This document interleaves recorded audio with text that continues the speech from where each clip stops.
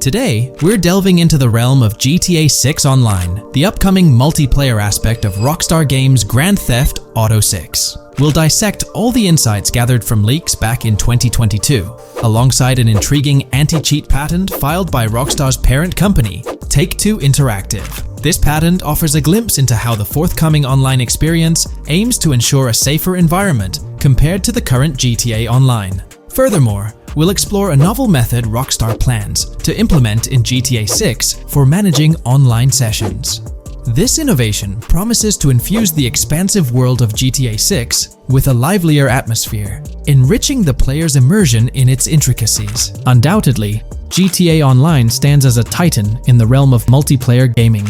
Its enduring popularity has significantly contributed to the ongoing success of GTA 5 over the past 11 years. This success owes much to Rockstar's astute strategy, crafting a robust core game with GTA 5 and then supplementing it with regular content updates for the online segment. By continually introducing new weapons, vehicles, and attire, Rockstar keeps players engaged and motivated to accumulate in-game currency. As we eagerly anticipate the official unveiling of GTA 6, players are hopeful that it will address prevalent issues plaguing the current iteration. Chief among these concerns is the rampant presence of modders and cheaters, whose actions not only disrupt gameplay, but also pose security risks by unlawfully accessing personal data. To tackle this issue, Rockstar has devised a fresh approach set to debut in GTA 6. This method aims to bolster the game's security measures. The patent responsible for this enhancement is titled Method and Apparatus for Preventing Cheating in a Video Game Environment by Providing Obfuscated Game Variables. Filed by Take-Two Interactive, Rockstar's parent company, in 2019, this patent outlines a system and method aimed at curbing cheating within video game environments. By disguising game variables in memory, the patent seeks to thwart attempts by players to monitor and manipulate values such as health, ammunition, and in-game currency for unfair advantages. Traditionally, developers combat such exploits by encrypting, coding, or obfuscating the location of these values, alongside implementing integrity checks to detect unauthorized modifications. However, these methods have drawbacks, as they often impact game performance and inadvertently expose variable locations to savvy attackers. Rockstar's innovation lies in masking the whereabouts of these variables, offering a more robust defense against cheating in GTA 6's online. I won't delve into the technical intricacies, but essentially, Rockstar employs a clever and seemingly straightforward technique to conceal these values. This makes it considerably tougher for attackers to pinpoint their locations. While the concept of masking values may seem straightforward, its effectiveness in bolstering stability and enhancing security for the future online segment is paramount. Moving forward, let's turn our attention to the next patent, titled System and Method for Session Management in a Multiplayer Network Gaming Environment. Filed by T2 Interactive in 2021, this patent addresses disclosed are systems and methods for session management. The disclosed system allows for seamless merging and splitting of network sessions in a multiplayer network gaming environment. Seamless session management allows dynamic movement of players in a virtual world during gameplay without unnecessary loading and/or stalling. As the players in the virtual world move around, the management of active game sessions can be improved to affect a more realistic perceived population. In this patent, Rockstar highlights the crucial role of online components in the success of many games, citing GTA Online as an example. They emphasize the challenges of managing network technology and resources to create a vibrant virtual world. Traditional MMO games often face limitations in session management, with some opting for single sessions that may restrict the depth of content due to increasing player counts. Others utilize multiple sessions, which can hinder feasibility, especially in peer-to-peer exchanges like in GTA Online. To address these issues, Rockstar has developed a pioneering system for seamless session management. This innovative approach enables fluid splitting and merging of network sessions, allowing for a more immersive virtual world free from hardware and software constraints. Allowing players from different sessions, but in the same virtual area of the map, for example, to be merged into a single session. This allows players from previously different sessions to come across one another, thereby making the virtual world seem more populated. As an additional advantage, seamless session merging handles many network failures silently. In prior art systems, a player who loses network connectivity can be kicked out of a session and may not be able to rejoin because they are in a session by themselves. However, the Session Management System 100 allows for a disconnected player to exist in a session by themselves for a predetermined period before they are reconnected to the remaining players in the session or can be joined with another session. The method begins with monitoring a triggering event. In some embodiments, the triggering event defines when to merge two sessions or split a single session. For example, when the object, virtual players, are in the same session, move physically apart from another, the object by a predetermined virtual distance, this triggers the session management system to split the session into two different sessions. Likewise, if objects from two different sessions are within a predetermined virtual distance from one another, the session management system and merge the sessions to allow interaction between objects of the respective sessions. Other instances of monitored triggering events encompass various player and object actions, including changes in position or visibility, player entries and exits from the virtual world, and game-related activities like mission completions or tutorial beginnings. Rockstar's solution ensures seamless management of these events, preventing inconsistencies such as duplicated objects during session transitions. This approach accounts for factors like virtual geography, team management, networking resources, and social relationships to maintain continuity across sessions. For example, once a session is split, there can be two sessions, each with their own distinct copy of an object. Avoiding this split can avoid players that intentionally duplicate valuable objects to exploit virtual game economics. If these two sessions were to later merge, there can then be two identical objects in the same session. In this manner, the session management system advantageously avoids object duplication when two players are merged following a split. I trust that I've conveyed this information clearly. The implementation of this new system in GTA 6 promises to enhance the game's atmosphere, ensuring a more bustling world while maintaining a high level of detail throughout. Now, let's delve into what we've learned about GTA Online from the leaks of 2022. Multiplayer. In the bottom left in one of the clips, one can see there are two players in a 30-player lobby. This is because there are two slots for spectators, similar to GTA Online and Red Dead Online. There is also a reference to the script host. After that, there is a code which is either the session host or game master. Based on the information gathered, it seems probable that peer-to-peer connections and 30-player lobbies will make a comeback in GTA 6 Online. Today's video will delve into the upcoming changes to the AI systems in Grand Theft Auto 6 by Rockstar. We'll explore a patent that introduces a groundbreaking system unprecedented in gaming, promising a revolutionary shift in how AI operates within games. Additionally, we'll delve into other intricacies concerning AI and non-playable characters in GTA 6, including insights from a job listing at Rockstar's new LA studio, shedding light on NPC dialogue. We'll also examine NPC behaviors in response to their environment and their integration with social media, enhancing immersion and complexity in player interactions. Let's kick off with Rockstar's innovative AI system set to debut in Grand Theft Auto 6. Described by Rockstar as the most significant and immersive evolution of the series, the emphasis on immersion is evident in their patent filings. We'll focus on one particularly intriguing patent, unveiling a new system poised to revolutionize AI in gaming. Considering Rockstar's commitment to delivering the most immersive experience yet, it's evident that NPCs and AI will play pivotal roles. This patent specifically pertains to animations in GTA 6, aptly named System and Method for Virtual Character Locomotion. Back in 2020, Rockstar Games unveiled an innovative system that will debut in GTA 6. Now, the details might sound a bit complex, but essentially, this patent outlines a fresh approach to animating characters and imbuing them with dynamic intelligence. These characters will now possess a kind of virtual brain, allowing them to react to their environment, other NPCs, weather, and even their mood, influencing their animations on the fly.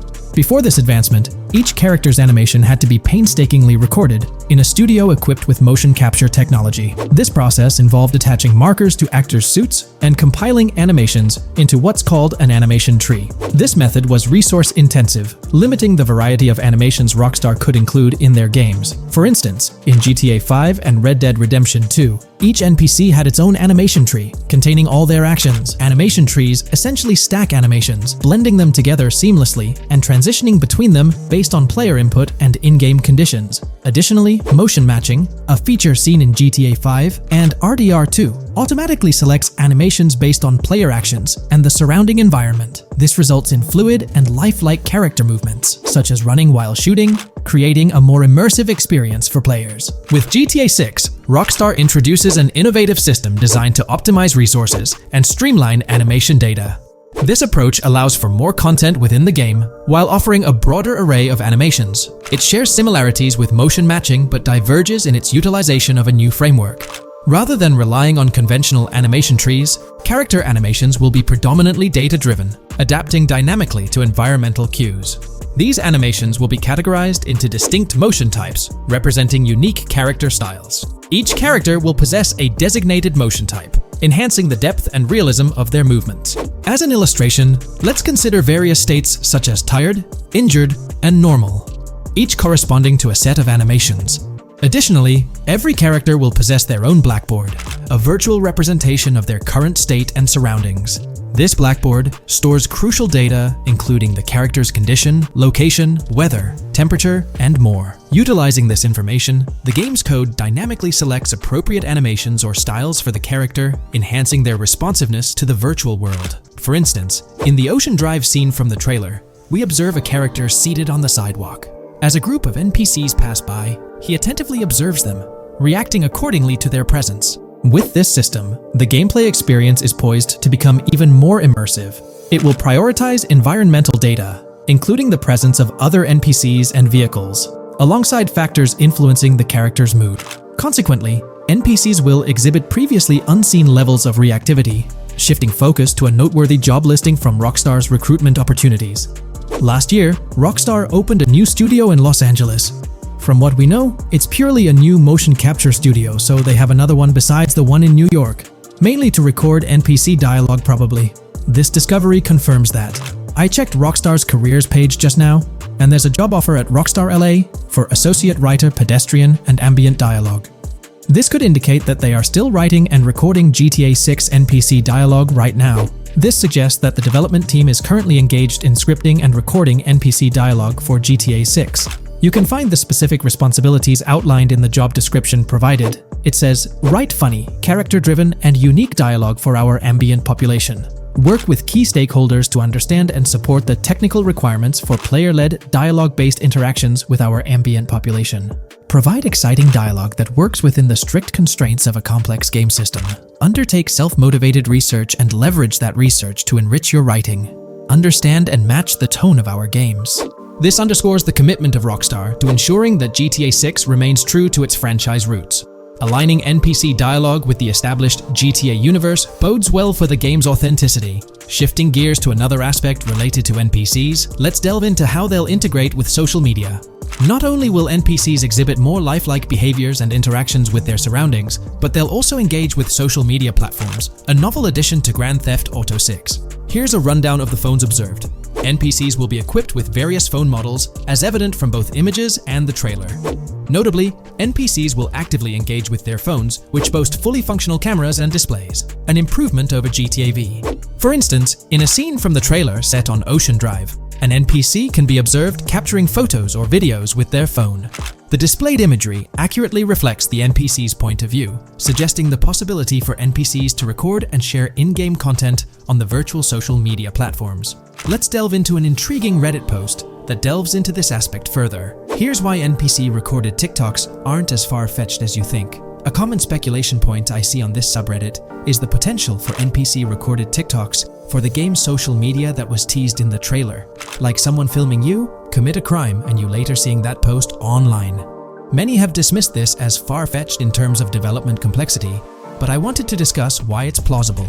Firstly, I think we've already seen a system that could serve as a base for building a TikTok-like system, the Instant Replay, Rockstar editor from GTA 5. Given this game is more of a sandbox with physics rather than a competitive shooter, where replay systems are typically seen, it's even more impressive to consider this system in GTA 5. It accurately records and replays events just as they happened, with every car, ragdoll, etc., moving just as it did originally in the moment.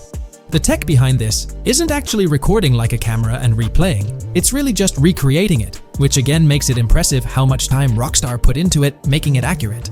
To me, this feels like what could be used as a base for a system where NPCs record their own videos from their perspective.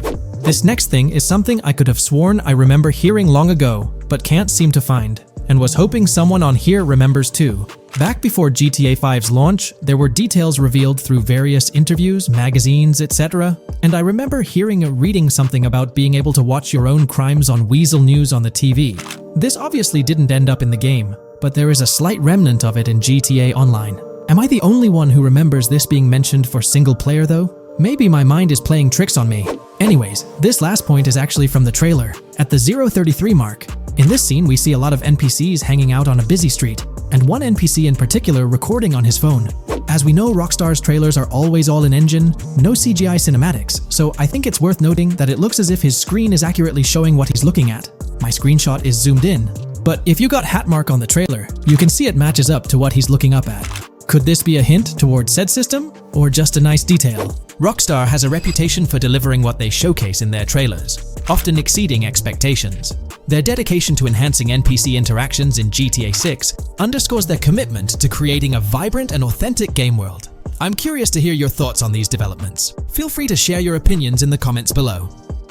Hey, big news for all you GTA fans out there. GTA 6 is shaking things up with some major changes in the series. We've got a ton of fascinating info about the game that you absolutely need to hear. Just a heads up, the details we've got are from leaked footage online, but unfortunately we can't provide any links or show it. Nevertheless, there's a bunch of exciting stuff to discuss, like new animals, AI enhancements, RPG elements, and more. Let's jump right in. Fact 1. Excitingly, the Malibu Club and Ocean View Hotel make a return in GTA 6. Events like Lost at Sea Island Camp and Lost Plane suggest potential island scenarios akin to Guarma from a previous installment. Fact 2. While exploring, players encounter a myriad of wildlife: alligators, bears, boars, dogs, snakes, raccoons, birds, frogs, bald cats, and rodents. Symbols marking plants and toxic waste are also scattered throughout the game. Fact 3. In the game, keep an eye out for the Scarface crime scene, possibly an Easter egg paying homage to Tony Montana. There's also a murder mystery named Missing Tourists. Additionally, spots designated for campers hint at the possibility of owning a camper van in the future. Fact 4. GTA 6 offers an array of side activities, from backyard wrestling and racing to UFO events and beach bonfires. Even seemingly small actions, like picking up cans from the ground, are significant. Jason and Lucia, the main characters, possess special abilities akin to those seen in GTA 5. By the way, I'm holding a monthly giveaway for a PlayStation 5.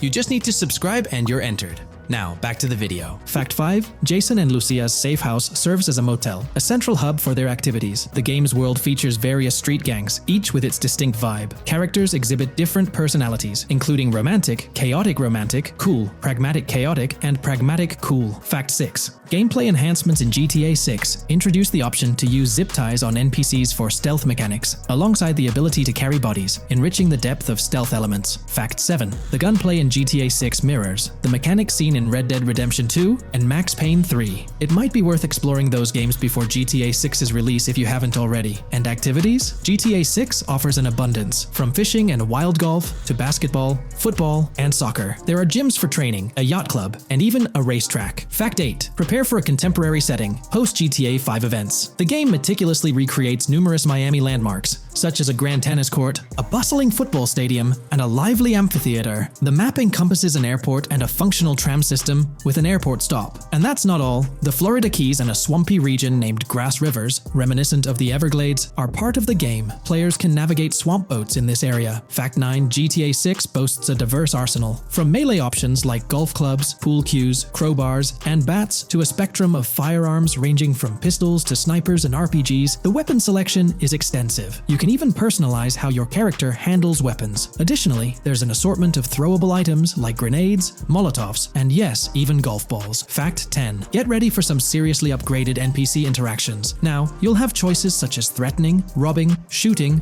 or restraining them. Some missions will even involve gesture-based actions, taking a cue from Red Dead Redemption 2. Car damage has been ramped up for realism, and the interior detailing is insanely intricate, complete with functional dashboards. Fact 11. Weapons are undergoing a transformation in GTA 6, drawing inspiration from Red Dead Redemption 2. Instead of a sprawling weapon wheel, you'll have specific slots for small firearms, melee weapons, rifles, and shotguns. No more unlimited weapons, but you can drop and pick them up along the way. Fact 12. During development, there was a glimpse of Arthur Morgan's hat, although its inclusion in the final game remains uncertain. Players now have the option to surrender to the police during a heist, introducing a thrilling twist. Police response time has been revamped to feel more authentic, featuring a timer that varies based on the severity of the crime. Murder gets a quicker response than robbery. GTA 6 caps the maximum wanted level at 5 stars, and a 6-star level seems highly unlikely in the current gameplay. Fact 13. Let's focus on the characters. GTA 6 introduces us to two main protagonists, Jason, portrayed by Brian Zampella, and Lucia, played by Alexandra C. Echevarri, marking the franchise's first playable female character. You can seamlessly switch between them, and they also happen to be a couple, drawing inspiration from the legendary duo Bonnie and Clyde. Fact 14. Clothing in the game behaves in a remarkably realistic manner. You can accessorize with items like sunglasses, watches, wristbands, and hats, each with various wear styles. The attention to detail is impressive, with sweat, dirt, and wrinkles adding to the overall realism. Fact 15. Internally referred to as Project Americas, GTA 6 had a codename during its development, akin to GTA 5, Rush, and Red Dead Redemption 2, Bonnier. Originally, the plan was for a larger map encompassing North and South America, but Rockstar's approach changes scaled it down. Nonetheless, the game promises to deliver a memorable experience with its features and diverse locations. Fact 16. The game incorporates RPG elements like weight and muscle management, highlighted in the Spool Couple Workout Challenge. Leaked footage revealed Jason and Lucia's apartments. For instance, Jason's place includes a bathtub for in-game baths. Fact 17. Rockstar plans to continuously introduce new missions and cities post GTA 6's launch. Whether this expansion is for online or story mode remains unclarified. Expect an enhanced cover system, surpassing what we've seen in other Rockstar games. Fact 18. Don't overlook the Kingston Hotel. It's a bustling spot with pool parties and live music, adding vibrancy to GTA 6's world. Fact 19. A significant enhancement in GTA 6 revolves around NPC behavior. NPCs come in varied sizes and shapes, and their reactions feel incredibly authentic. Wave a gun around and nearby folks might understandably panic.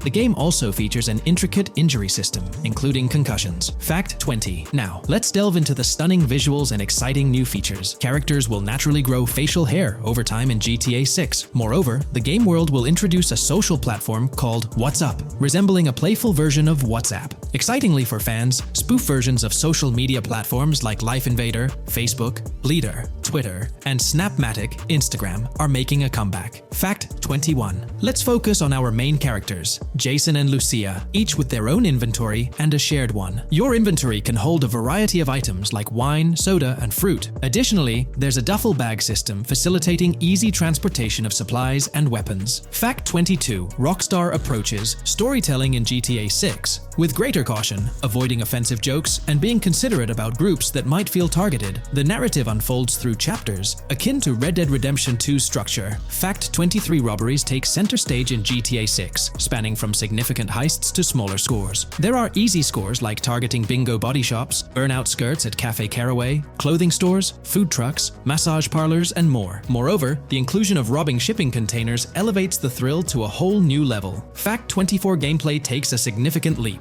For the first time in GTA, players can crouch and go prone, introducing tactical elements. RPG elements also come into play, hinting at hunger mechanics and animal interactions, expanding the game's depth. Fact 25. GTA 6's map officially surpasses the size of GTA 5. This time the spotlight is on Vice City, an area inspired by Miami and its surroundings, offering players a vast and diverse landscape. There's even a lake featured in one of the videos, hinting at a significant part of Florida being included in the game. Fact 26. Hold tight, the jetpack makes its return. Shooting from cars is also part of the thrill, adding an extra layer of excitement. And brace yourself. GTA 6 introduces 18 brand new vehicles to the franchise. Fact 27.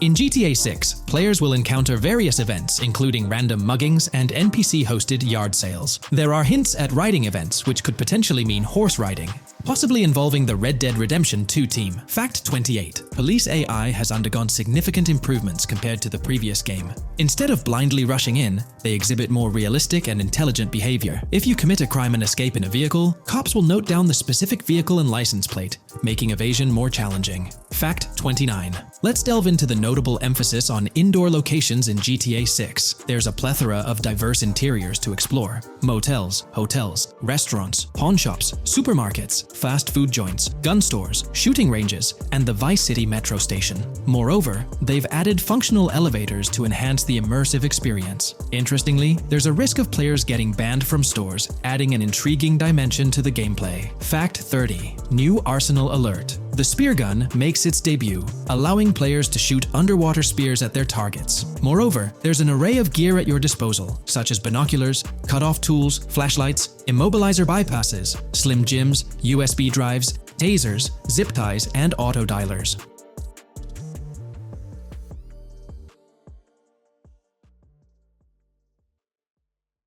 In today's video, we're delving into the character creation aspect of Grand Theft Auto 6 and exploring how in-game NPCs will be generated. We'll take a look at a recent patent filed by T2 Interactive, the parent company of Rockstar Games, which sheds light on the character creation process within the world of GTA 6. The patent reveals details about a new system developed by Rockstar Games, designed to streamline character creation and leverage the capabilities of current generation consoles more effectively. As game worlds grow in size and complexity, filling them with diverse and compelling characters and environments becomes increasingly challenging. Artists are tasked with creating every individual in-game object, from characters to buildings and interiors. As these worlds expand, the computational and design efforts required also increase. However, Rockstar Games has once again demonstrated innovation by developing a system that optimizes the rendering of 3D objects, ensuring efficiency without compromising on detail. This system addresses the challenges posed by the ever-expanding scope of game worlds.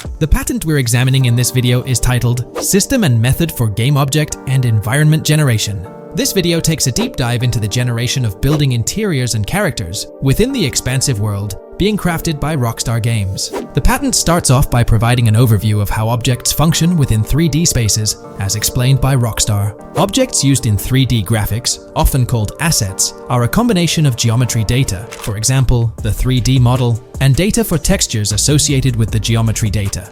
An asset may be formed of one object, or it may be a composite object made from a combination of objects. The objects that form a composite object may in different contexts be used as independent assets unrelated to the composite object, or they may always be used as a subset of a larger object. They've provided an intro to how 3D objects function in games, aiming to help us grasp the workings of their latest invention. Persons of skill in the art will recognize that many different sorts of assets, such as vehicles, can be made from collections of subcomponents. For example, one aspect of the game might require a room, say a dining room. That entire dining room could be considered one game asset, but it will likely be created from several other assets, such as a table, chairs, dishes, glasses, wallpaper, flooring, etc. The glasses and chairs are independent of the larger dining room asset. As another example, a virtual person in the game, such a background character in a scene, would also be an asset. A person asset might be made up of a number of interchangeable objects, such as legs, a torso, arms, a head, etc. Because the person is made up of interchangeable objects, a variety of different persona sets can be made by mixing and matching different constituent parts. But a body part like a torso might always be used as a subpart of a larger body object. Prior art systems generally include libraries of game assets. The systems and methods of the present disclosure add a metadata layer to these game asset systems and provide modified development and game architectures to take advantage of the new metadata layer. This metadata layer includes tags that are added to the object in order to provide useful descriptors. In a preferred embodiment, these descriptors are completely free-form and without context. This allows developers to specify information about objects as needed without having to be locked into a rich pre-configured schema.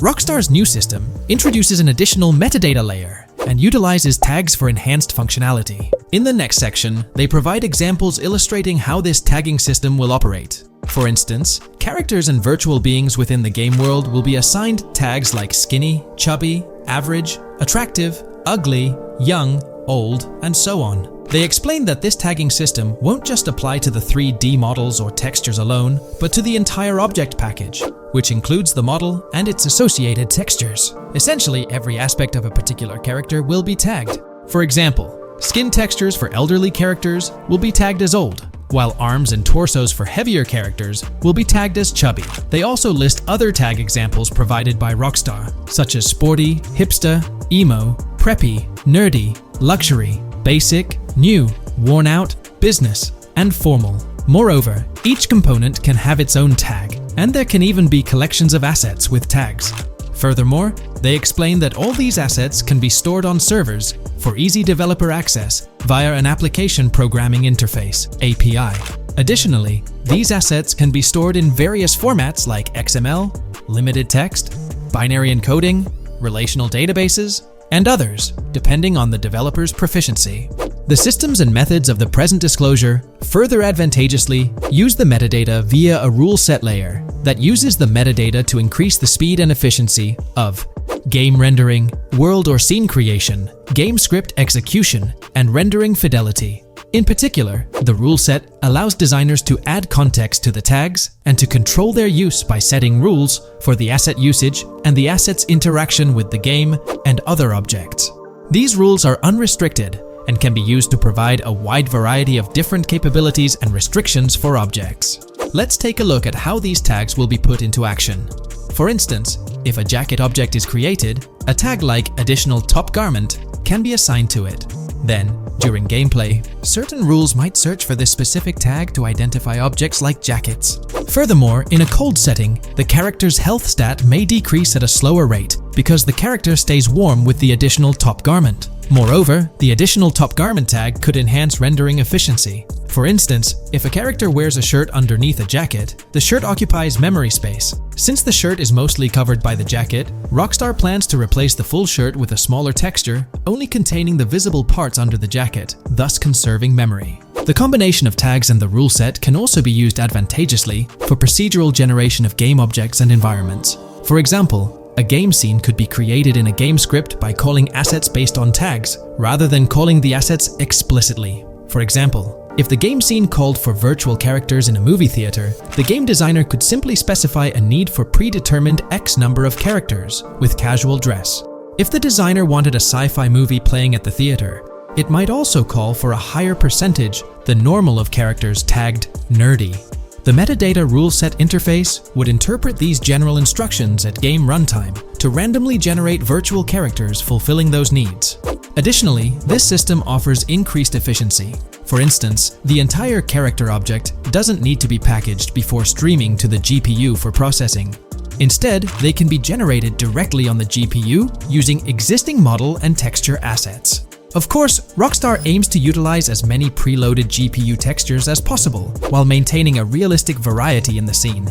Moreover, this system allows them to control the number of preloaded textures used in a scene. For instance, more textures can be preloaded for complex scenes and fewer for simpler ones. The goal of this video is to provide an overview of the key aspects of this new system, so I won't delve into every example described in the patent. Turning to the details of the specified metadata, in a particularly advantageous embodiment, the following metadata is included for each model and texture: IDs, property tags, match tags, randomization restrictions, expression data, and optimization data. While this selection of metadata has been found advantageous, different groupings and subsets of these tags can be mixed and matched as needed to accomplish particular design goals without departing from the spirit and advantages of the present disclosed inventions. The uses, embodiments, and benefits of each of these fields are described as follows.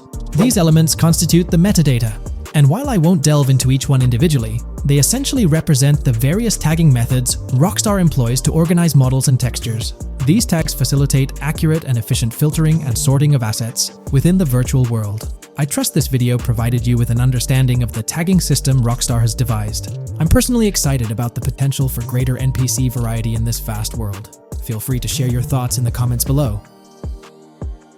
New scoop just dropped. GTA 6 gears up for the last leg of development, with Rockstar calling back its staff to the office full-time. This intel's straight from Bloomberg journalist Jason Schreier, fresh in his latest Bloomberg piece. Today, we're diving deep into what Schreier shared. Known as a trusted voice in the gaming sphere, let's unpack his insights. Let's not waste time any longer and dive right into Jason Schreier's article.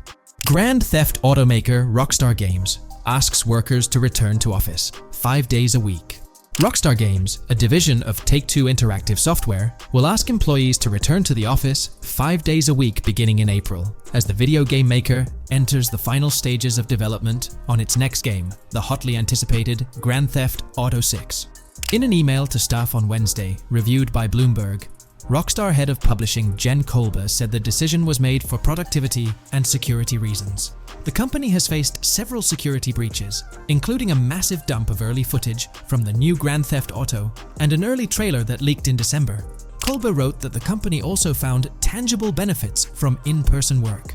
Making these changes now puts us in the best position to deliver the next Grand Theft Auto at the level of quality and polish we know it requires, along with a publishing roadmap that matches the scale and ambition of the game, she wrote. Return-to-office mandates have been a hot topic across various industries since the pandemic forced myriad employees to work from home. More recently, many employers have asked staff to return to the office for 2 or 3 days a week. A study last month found that remote work did not have an impact on productivity.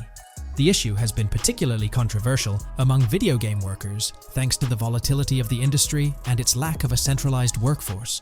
Many of 2023's biggest video game hits, such as Marvel's Spider-Man 2 from Insomniac Games, were developed remotely. Rockstar's in the final stretch of developing Grand Theft Auto 6, hinting at a possible early 2025 launch. With this, we might anticipate the release of a second trailer, along with screenshots and more teasers in the coming months. While fans rejoice, this could mean extra pressure for Rockstar Games staff. Stay tuned here for updates as Rockstar unveils more details about GTA 6. Are you geared up for the official start of GTA 6 marketing? Drop your thoughts below. There's been quite a buzz about Jason, one of the main leads in the highly anticipated Grand Theft Auto 6. People are spinning theories left, right, and center, suggesting he might be an undercover cop, an agent, an ex-cop, or even someone with a military background. It's been the talk of the town ever since the first official trailer dropped. Now, I've got to warn you, what we're about to discuss might just spoil a bit of the GTA 6 storyline for you. But hey, if you've been keeping tabs on the GTA 6 grapevine, chances are you've already heard murmurs about these theories. Now, I gotta stress, folks, that as exciting as these speculations are, they're just that, speculations. Nothing set in stone. But here's the deal. There are some interesting things in Jason's outfit from certain glimpses in the trailers and Rockstar's promotional stuff that sort of fuel these speculations. They're like breadcrumbs teasing us about Jason's potential undercover identity. So today, I'm here to unravel these clues and take you through the evidence we've got so far. We'll start with the very first trailer of Grand Theft Auto 6. You know, the one that set the internet on fire? We'll dissect it bit by bit and get into the nitty-gritty of this theory that's got the GTA 6 community all hyped up. And it's not just about the trailers, folks. Oh no, there's a whole treasure trove of articles out there discussing findings made by fans, diving into details, and connecting dots. We're gonna sift through all that too. And hey, while we're at it, let's not forget about the actors. There's been some chatter about who might be stepping into the shoes of Jason in this game. So we'll toss that into the mix as well. There's plenty to unravel, and we're here to explore every nook and cranny of this speculation, piece by piece. So grab your favorite snack, get comfy, because we're about to embark on a journey through the GTA 6 speculations, theories, and rumors about Jason. Let's start off by jumping into this interesting Reddit post. I've seen some speculation that Jason is an undercover cop makes sense since we see first-person gameplay of a police raid. I'm guessing he falls in love with Lucia, and his storm between his duty and his love could be not true, but it seems like it would be a good twist in something Rockstar would do. Okay, let's take a deeper dive into this scene where we encounter these 4 police officers. They're pretty unmistakably cops with that distinct police badge on their body armor. It's crucial to note the small details here, especially regarding their attire, as it might hold some key information. Now, among this squad of officers, there's one guy who stands out from the rest. He's chilling on the far right, sporting a casual white tank top, while the others are all suited up in body armor, their caps turned backward. This difference suggests a hierarchy within the group, making us wonder if this dude's perhaps a higher up or holds a different position within the force. The intriguing part, though, is the context of this scene. It feels like a pivotal moment, almost as if these officers are significant characters in the narrative. But let's pump the brakes a bit. It's all speculation at this point. We can't be certain of their importance or their roles in the storyline just yet. Now, let's loop this back to Jason, the main focus of our attention. There's a striking connection here. The cop on the far right and the one in the middle, both sporting these distinct olive green cargo pants. These pants seem to be a part of their uniform, something that catches the eye. But here's the twist. The same style of cargo pants is seen on Jason in the official Grand Theft Auto 6 artwork released by Rockstar. Coincidence? Maybe, but it feels like too much of a match to ignore. What's up with these pants? Is it a fashion trend among the police force in the GTA 6 universe? Or could it be hinting at a deeper connection between these officers and our protagonist Jason. The plot thickens, and we're left to ponder the significance of these subtle visual cues. Is there a backstory linking these officers to Jason, or is it merely a design choice by the creators to establish a visual pattern? We're left with questions, my friends. Questions that make us itch to uncover more about this intriguing storyline. So, buckle up as we continue this investigation, piecing together clues and theories, aiming to decipher the enigmatic links between these officers and our mysterious main character, Jason. There's a whole world of possibilities waiting to be explored within the realm of Grand Theft Auto 6. Let's dive into this article by Exputer that further supports this rumor. GTA 6 fans have been busy digging into the lore of both protagonists since the trailer dropped. It appears that users may already have found notable details about Jason. A slew of forums and posts have popped up with speculations with evidence that complies with prior findings. A post by the Redditor, Jack_Torrance80, on the GTA 6 subreddit solidifies the past rumors that clarified that Jason would start the game as a cop. The pants worn by the protagonist in the GTA 6 poster are a part of the official uniform of Miami-Dade Police. The green cargo pants are the same color used by the Miami-Dade Police SWAT team. Additionally, the inclusion of body cam footage in the trailer may also imply his past background as a cop. It is speculated that he was dismissed from the service during the events of the game, having to continue his life as a petty thief.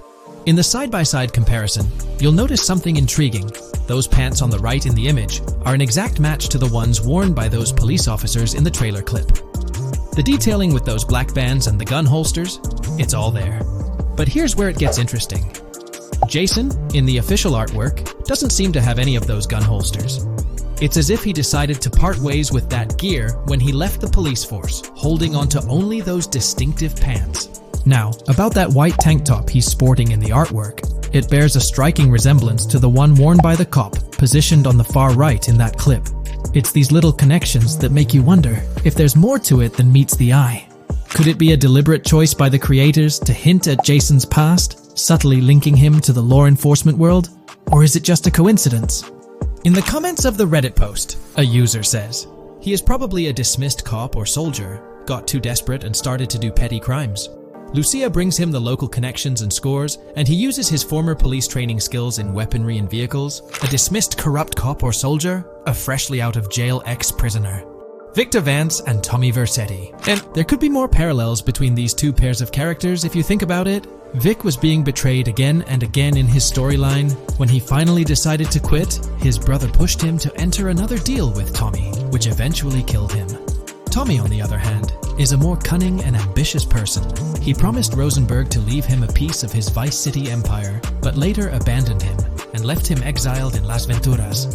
These observations really bring up some compelling comparisons, especially when looking at Tommy Vercetti and Victor Vance from previous GTA installments. There's a chance we might see echoes of similar themes or storylines reflected in GTA 6, which lines up nicely with what Rockstar teased in the trailer. Let's zero in on Jason's haircut. It's clean cut and short, a style often associated with law enforcement or military personnel. That detail might not be just a coincidence. It could be a deliberate choice by the creators to hint at Jason's past as an ex-cop or someone with a military background. It adds an extra layer of depth to his character, don't you think? I'm genuinely interested in hearing your take on this theory. There is a lot of evidence supporting this theory, and it might be a major deal as we might be working with the police possibly in GTA 6. That would be a completely new gameplay element in the GTA series, so we have a lot to look forward to. Tell me, what are your thoughts and opinions about Jason's potential background, whether he's linked to law enforcement or not, as it could shed more light on this intriguing speculation. So, please share your thoughts in the comments section below, and let's keep this discussion rolling. Today, let's delve deeper into the scoop we've got about Jason and Lucia, straight from the game's artwork and that initial trailer drop. Seems like Rockstar's shining the spotlight a tad more on Lucia this time around. Not to downplay Jason's role, but Lucia's getting some special attention, you know? Alright, so the trailer kicks off with Lucia finding herself in what appears to be a detention center, or maybe some kind of confinement. She's sporting the classic inmate gear and hanging out with a few others. Now, it's a bit fuzzy whether it's an all girls club or a mixed bag. But here's the twist. It doesn't look like your hardcore, maximum security joint, more like a temporary pit stop. Then we see this scene with Stephanie, a counselor at the place. Stephanie's having a chat with Lucia, trying to untangle her situation. Stephanie asks why Lucia's landed there, and Lucia nonchalantly responds with something like, "Bad luck, I guess." It's got me thinking, maybe Lucia's in for something minor. You know, the wrong place, wrong time scenario, or maybe a string of small-time scrapes. By the way, I'm holding a monthly giveaway for a PlayStation 5. You just need to subscribe and you're entered. Now, back to the video. So, Lucia's starting off in a bit of a pickle, but I'm itching to see how the story unfolds, how she got caught up in this mess in the first place. Rockstar's got us all on the edge of our seats with this setup, and I can't wait to see what twists and turns are in store for these characters. Taking a closer peek at Lucia in this clip, she doesn't strike me as too old or hardcore, you know? Surprisingly, she's not all cuffed up or tightly restrained while having a chat with Stephanie, the counselor at this place. Stephanie's vibe doesn't scream in danger while talking to Lucia, so maybe her time in jail isn't as intense as we might think. So, Lucia's got a date with jail at some point. But yeah, she's not gonna be stuck in there forever, that's for sure. Let's shift gears to this artwork Rockstar's thrown at us. In that pic, Lucia's flaunting an ankle monitor. Now that's the kind of thing they slap on you when you're out but not really free. It's like they're keeping tabs on you, making sure you stick to a certain area, like your home turf or maybe a specific part of town as set by the powers that be. Now let's dive into some wild speculation on how this whole ankle monitor deal might mix things up in the gameplay. Imagine navigating the game with that kind of electronic ball and chain. It's gotta influence how Lucia moves around or what she can get into. Maybe it restricts her to certain zones or forces her to lay low in certain situations. The possibilities are buzzing around my head. It's like a marker that says she's out of the big house, but under some major watch. You see, when you've got one of those strapped on, it's like a 24/7 reminder that you're under strict scrutiny. It's like a digital leash telling you, hey, no funny business or else.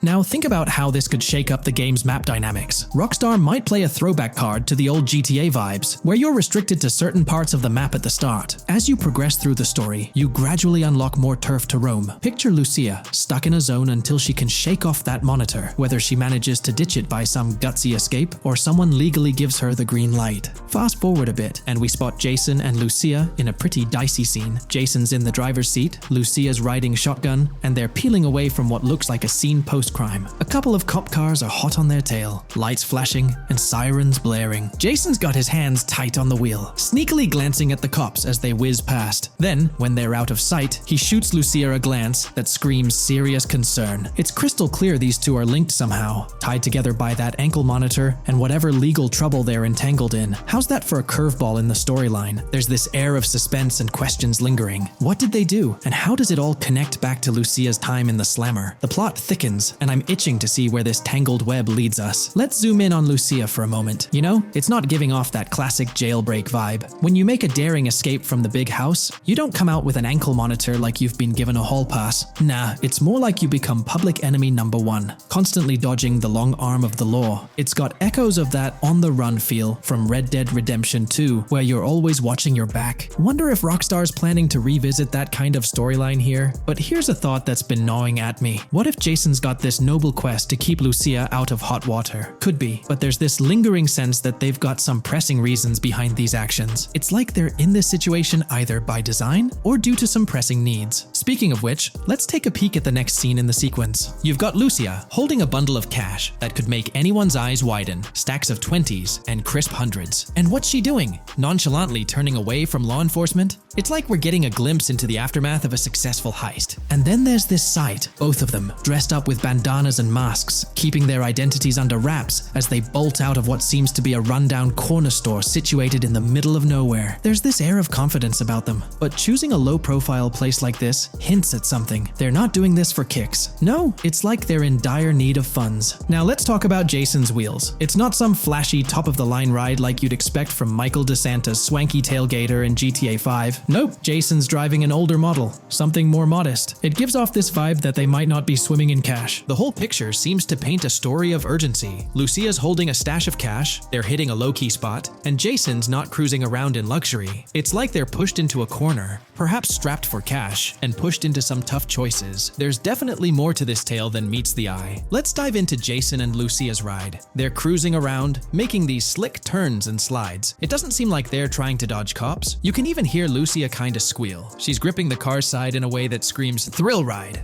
Looks like they've got a pretty upbeat and tight relationship. They're heading towards a motel. And guess what? Surprise, surprise, they're more than just partners in crime. Yup, Jason and Lucia are romantically involved. Now, Rockstar's not laying it all out for us, but you can pretty much read between the lines. Now, let's dissect this trust business. Feels like Rockstar's planting seeds for the storyline's ending. Trust can either be kept intact or shattered, right? It's like a pivotal point in a tale of two partners in crime. Maybe they'll face a dilemma where they have to choose between both making it out alive or going for a massive score, but someone doesn't make it to the finish line. Trust seems to be the crux of it all. And here's the kicker, the final scene. They kick open the door of this corner store, all confident, guns out, ready to hit the jackpot.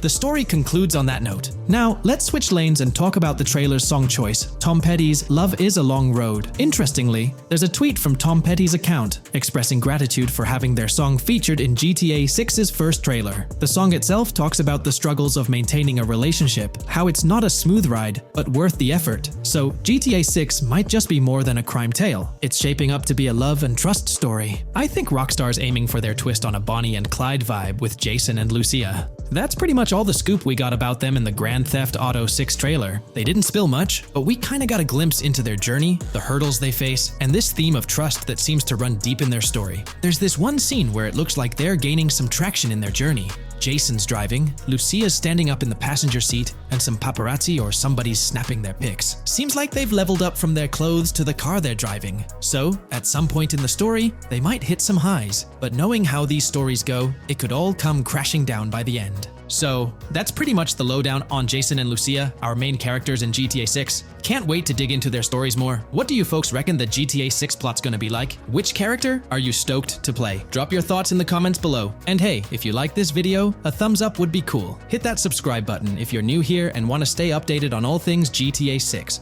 Don't forget to ring that notification bell too. The release of the GTA 6 trailer in 2023 has sent shockwaves of excitement across the gaming community. The anticipation and buzz surrounding this highly anticipated title have reached an all-time high. Fans worldwide are feverishly dissecting every frame, theorizing about the game's setting, characters, and innovative features. The hype is palpable as gamers eagerly await the next chapter in the beloved GTA series, poised to redefine open-world gaming once again. With Rockstar Games' history of delivering groundbreaking experiences, the fervor and enthusiasm for GTA 6 are undeniably at a fever pitch, leaving everyone counting down the days until its eventual launch.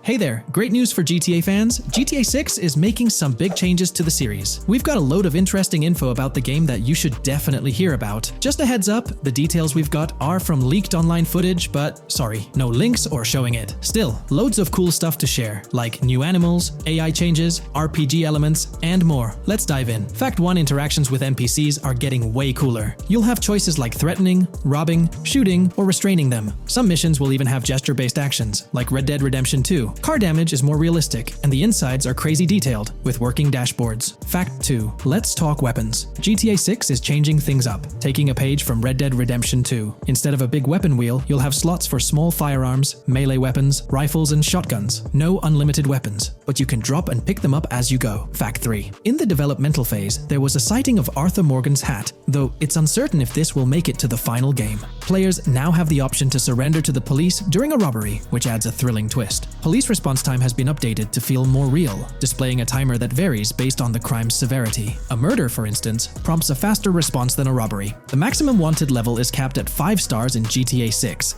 and the possibility of a 6-star level seems improbable in the current gameplay being developed. By the way, I'm holding a monthly giveaway for a PlayStation 5. You just need to subscribe and you're entered. Now, back to the video. Fact 4. Police AI has significantly improved from the last game. Instead of rushing in blindly, they now exhibit more realistic and intelligent behavior. If you commit a crime and flee in a vehicle, cops will note the specific vehicle and license plate, making evading them more challenging. Fact 5. Let's talk about the strong emphasis on indoor locations in GTA 6. There's a bunch of different interiors to explore, like nightclubs, motels, hotels, restaurants, pawn shops, supermarkets, fast food joints, gun stores, shooting ranges, and the Vice City metro station. Plus, they've added working elevators for a more immersive feel. Interestingly, there's a risk of players getting banned from stores, which adds a twist. Fact 6. Moving on to the characters. GTA 6 introduces two protagonists, Jason, played by Brian Zampella, and Lucia, portrayed by Alexandra C. Echevarri, who happens to be the franchise's first playable female character. You can switch between them instantly. They're also a couple, drawing inspiration from Bonnie and Clyde. Fact 7. Clothing in the game behaves realistically. You can wear accessories like sunglasses, watches, wristbands, and hats in different ways. The detail is pretty cool, with sweat, dirt, and wrinkles adding to the realism. Fact 8. GTA 6, internally dubbed Project Americas, had a codename during development, like GTA 5, called Rush, and Red Dead Redemption 2, Bonnier. Originally, the plan was for a bigger map covering North and South America, but changes in Rockstar's approach scaled it down. Still, it's shaping up to be a memorable experience with its features and locations.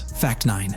GTA 6's map is officially bigger than GTA 5. This time Vice City takes the spotlight, a Miami-inspired area with its surroundings, giving players a vast and diverse landscape. There's even a lake in one of the videos that hints at a significant part of Florida being in the game. Fact 10. Hold on to your seats. The jetpack's back. Shooting out of cars is on the cards too, adding more thrill. And get this, GTA 6 introduces 18 brand new vehicles to the franchise. Fact 11. In GTA 6, you'll bump into various events, like random mugger encounters and NPC-hosted yard sales. There are hints at riding events, which could mean horse riding, maybe even involving the Red Dead Redemption 2 team. Fact 12. New firepower alert. The spear gun's making its first appearance, letting players shoot underwater spears at their targets. Plus, there's a bunch of gear you can use, like binoculars, cut-off tools, flashlights, immobilizer bypasses, slim jims, USB drives, tasers, zip ties, and auto dialers. Fact 13. The game has RPG stuff like weight and muscle management, seen in the Spool Couple Workout Challenge. Leaked footage showed Jason and Lucia's apartments. For example, Jason's place has a bathtub for in-game baths. Fact 14. Rockstar's planning to add new missions and cities regularly after GTA 6 launches. Whether this is for online or story mode isn't clarified yet. Expect an improved cover system, better than what we've seen in other Rockstar games. Fact 15. Make sure not to overlook the Kingston Hotel. It's a lively spot with pool parties and live music, making GTA 6's world even more vibrant. Fact 16. GTA 6 gets more interactive with working CCTV cameras that you can wreck. Be wary of cop traps, spots where cops wait to nab you, and be prepared for intense moments with dirty cop shakedown events. Fact 17. As part of the immersive feel, the game includes DUI sobriety tests, but it's unclear if they're for the player character or random NPCs. Rockstar's focus on detail shines, even with fully working gumball machines in the game. Fact 18. The gunplay in GTA 6 resembles what we've seen in Red Dead Redemption 2 and Max Payne 3. It might be worth giving those games a shot before GTA 6 comes out, if you haven't already. And activities? GTA 6 is loaded with options, from fishing and crazy golf to basketball, football, and soccer. There are gyms to work out in, a yacht club, and even a racetrack. Fact 19. Get ready for a modern-day setting, post-GTA 5 events. The game is meticulously detailed, recreating many Miami landmarks like a grand tennis court, a bustling football stadium, and a vibrant amphitheater. The map includes an airport and a functional tram system with an airport stop. And that's not all. The Florida Keys and a swampy region, the grass rivers reminiscent of the Everglades, are part of the game. Players can ride swamp boats in this area. Fact 20 weapons are diverse in GTA 6. You've got melee options like golf clubs, pool cues, crowbars, and bats, along with a range of firearms from pistols to snipers and RPGs. You can even customize how your character holds weapons. Plus, there's a bunch of throwable stuff like grenades, molotovs, and even golf balls. Fact 21. One major upgrade in GTA 6 is NPC behavior. NPCs will come in different sizes and shapes, and their reactions will feel super real. If you wave a gun around, folks nearby might freak out. The game's also getting an intense injury system, including concussions. Fact 22. Next up, the amazing visuals and new features. Your character will grow facial hair naturally over time. Plus, the GTA 6 world will have a social platform called What's Up, kinda like a fun version of WhatsApp. And good news for fans, spoof versions of social media like Life Invader, Facebook, Bleeder, Twitter, and Snapmatic, Instagram are making a comeback. Fact 23. Now let's talk about our main characters, Jason and Lucia, each with their own and a shared inventory. Your inventory can carry various items like wine, soda, and fruit. Also, there's a duffel bag system for easy transportation of supplies and weapons. Fact 24. Rockstar's being more cautious in storytelling, steering clear of offensive jokes, and being considerate about groups that might feel targeted. The story goes through chapters, like Red Dead Redemption 2's approach. Fact 25. GTA 6 is loaded with side activities, from backyard wrestling and racing to UFO events and beach bonfires. Small stuff matters too, like picking up cans from the ground.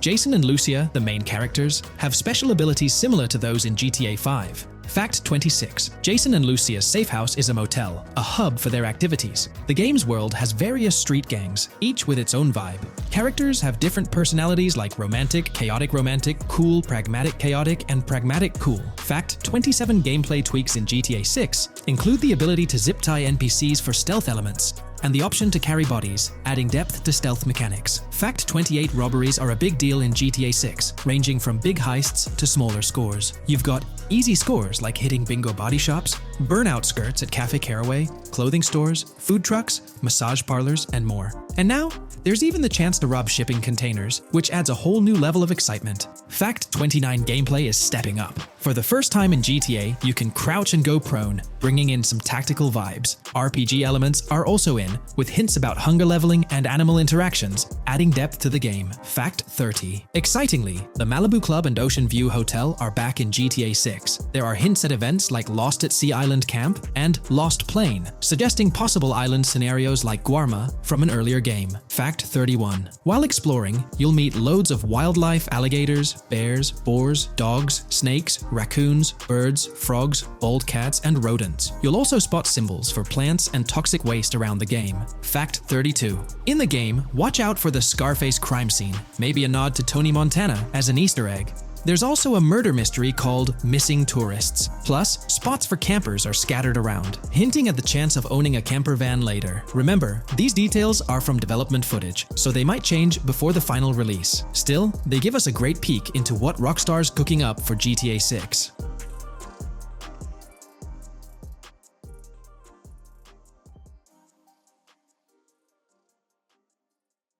GTA 6 has been announced, and it's caused a whole bunch of rumors to swirl around. We've got a list of stuff that's actually confirmed for the game, so let's dive in. Now, the game isn't coming out anytime soon. Rockstar Games is still working hard on it, but thanks to some leaks, we've got some inside info on what to expect. We're talking vehicles, game physics, and the main characters, Lucia and Jason. Plus, we've got details on the map, the huge open world, activities, and all the weapons you can play with. There's also a bunch of cool stuff going on with NPC AI, RPG elements, and some new gameplay features. People are pretty hyped about all this, and they're chatting up a storm about what GTA 6 is going to be like. Now let's check out the vehicles in the game. The GTA forums did a solid job gathering this info, so shout out to them. So we've got confirmed vehicles like the Blista Compact, Ocelot Locust, and something that looks like a 90s Buick Skylark. By the way, I'm holding a monthly giveaway for a PlayStation 5. You just need to subscribe and you're entered. Now, back to the video.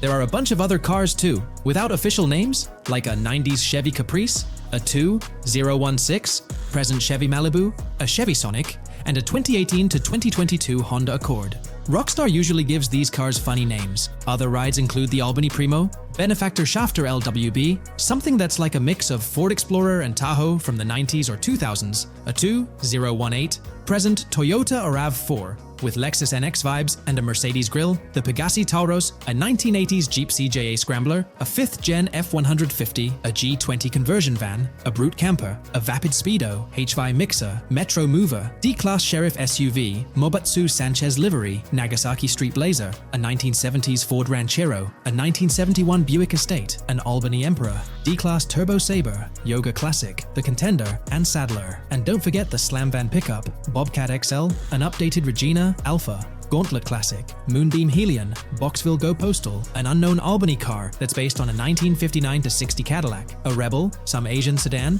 Ferrari or Feroci, Baller, Novak, Buffalo STX, Alpha and Feudo, a Benson, NF 890, Buffalo with no sports bumper, and the Stanier and Landstalker. With all these vehicles, GTA 6 is going to be quite the ride. Now let's talk about some gameplay clips making the rounds on social media. They give us a sneak peek at missions and what Rockstar is up to. One clip shows Lucia, our main character, trying to rob a place called Hank's Waffles, a diner. In this early test, the non-player characters look kinda generic and are jokingly called dummies in the game. The NPCs react to Lucia's aggressive moves, and their animations show they're pretty freaked out, kind of like what we saw in Red Dead Redemption 2. During the robbery, Lucia can aim her gun at a hostage, giving you the choice to rob or have a face-off. Taking a hostage adds some spice to the crime. Jason, the other protagonist, is there too, and you can interact with both both characters during the heist. Jason pushes Lucia to hurry up and make a clean getaway, hinting at a Bonnie and Clyde-style partnership, which lines up with earlier leaks about the game's story. People are even saying that Lucia and Jason look like Eva Mendes and Ryan Gosling from the Place Beyond the Pines movie, but we're not sure if the game's story will follow a similar path. Lucia and Jason look like they're in their late 20s. You can switch between them in the game using the controller's D-pad. When the cops show up,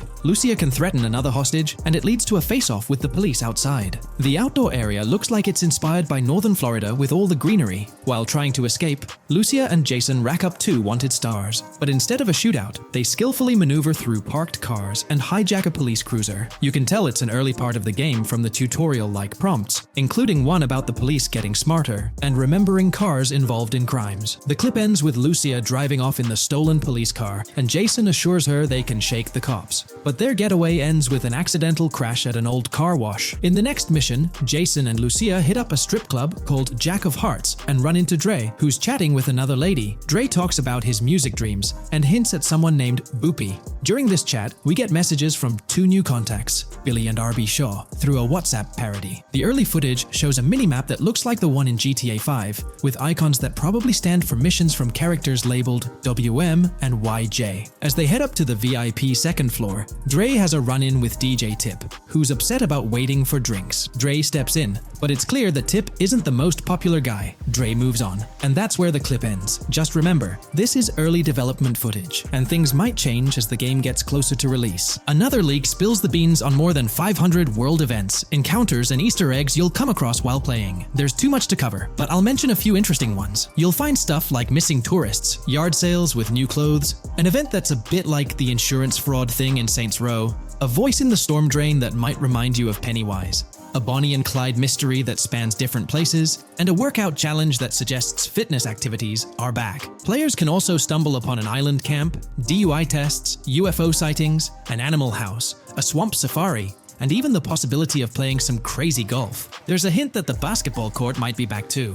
Events like fishing, Satanist houses, backyard wrestling rings, and mansions with big cats offer a bunch of different experiences in the game world. Now, let's talk about the main locations in Grand Theft Auto 6. Ambrosia has Ambrosia Farms and the Tarmac. Bayside Copperhead, the Everglades or Grass Rivers, Fairyland and Fairyland Forest offer different environments. The Keys region includes places like East Key, Low Key, and spots like a garage, gas station, and liquor store. Lake Okeechobee has a motel, prison, and racetrack, while Little Haiti, North Beach, and North Miami come with places like gas stations, hideouts, and liquor stores. Port Gellhorn offers a variety of spots to explore, like an abandoned building, basketball court, beach, bingo hall, bowling alley, car wash, fishing store, fruit stand, gas station, motel, pawn shop, police station, quick shop, raceway, soccer field, and trailer park. Red Hill has a forest, South Beach features a boardwalk, gym, hotel, Ocean Drive, and park. South Miami Sundown includes a beach and tarmac, and Vice Beach covers Vice City suburbs and Washington Beach. There are also other interesting places like an abandoned hotel, observatory, Fountain of Youth, homeless community, Malibu Club, Monument of Leonida, Redneck Yacht Club, Spaceship House, underwater research facility, and Dinosaur World. According to info from the GTA forums, Grand Theft Auto 6's open world is estimated to be at least 2.5 times the size of GTA 5 ES, giving players a massive world to explore. The game seems to take cues from the successful approach in Red Dead Redemption 2,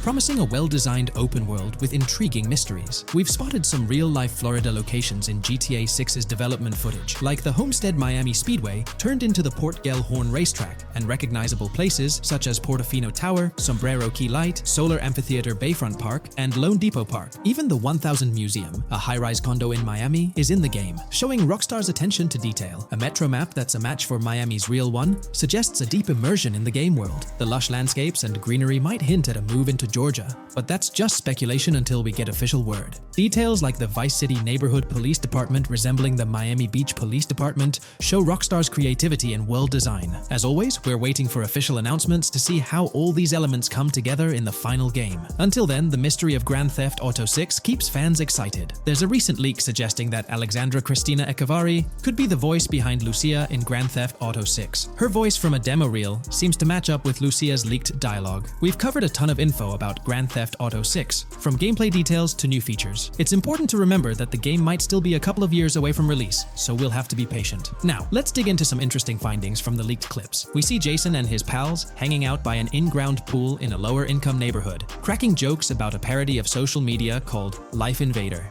It's all about brain downloading and poking fun at Jay Norris's demise. Classic Grand Theft Auto humor. The leaked clips also give us a peek into early police AI testing, showing NPCs using cover better during gunfights. In one scene, Jason robs a diner worker with an assault rifle, and we see some dialogue options that look like they're from Red Dead Redemption 2, but they might just be placeholders. Jason's new ability to go prone is a fresh addition to the franchise, and a scene in a thrift or antique shop hints at the option for robbery, maybe even a place to sell stolen items, which adds depth to the gameplay. There are animation tests for Lucia and Jason, doing stuff like jogging, stopping, and ducking to avoid gunfire. Rockstar's developers also tested vehicle crashing physics, with a car driving over an overpass. Highway signs mention North Beaches and Lake Leonida on Interstate 97, with the current exit leading to Washington Beach. In another scene, Jason stumbles upon a shipping container full of cash and a motorbike. Various development clips show changes to the inside of a vehicle, suggesting new vehicle designs or customization options for players. Throughout the clips, there are various interactions with NPCs in the open world, like characters taking selfies, which makes the game's world feel more immersive. Another mechanic borrowed from Red Dead Redemption 2 is the ability for characters to pick up and carry bodies, adding depth to the gameplay. We also see other influences from Red Dead Redemption 2 in different aspects of the game. The weapon wheel system is similar to Red Dead Redemption 2 with limited weapons and items you can carry. Lucia has a loot bag that might be used for robberies or stealing stuff from different places.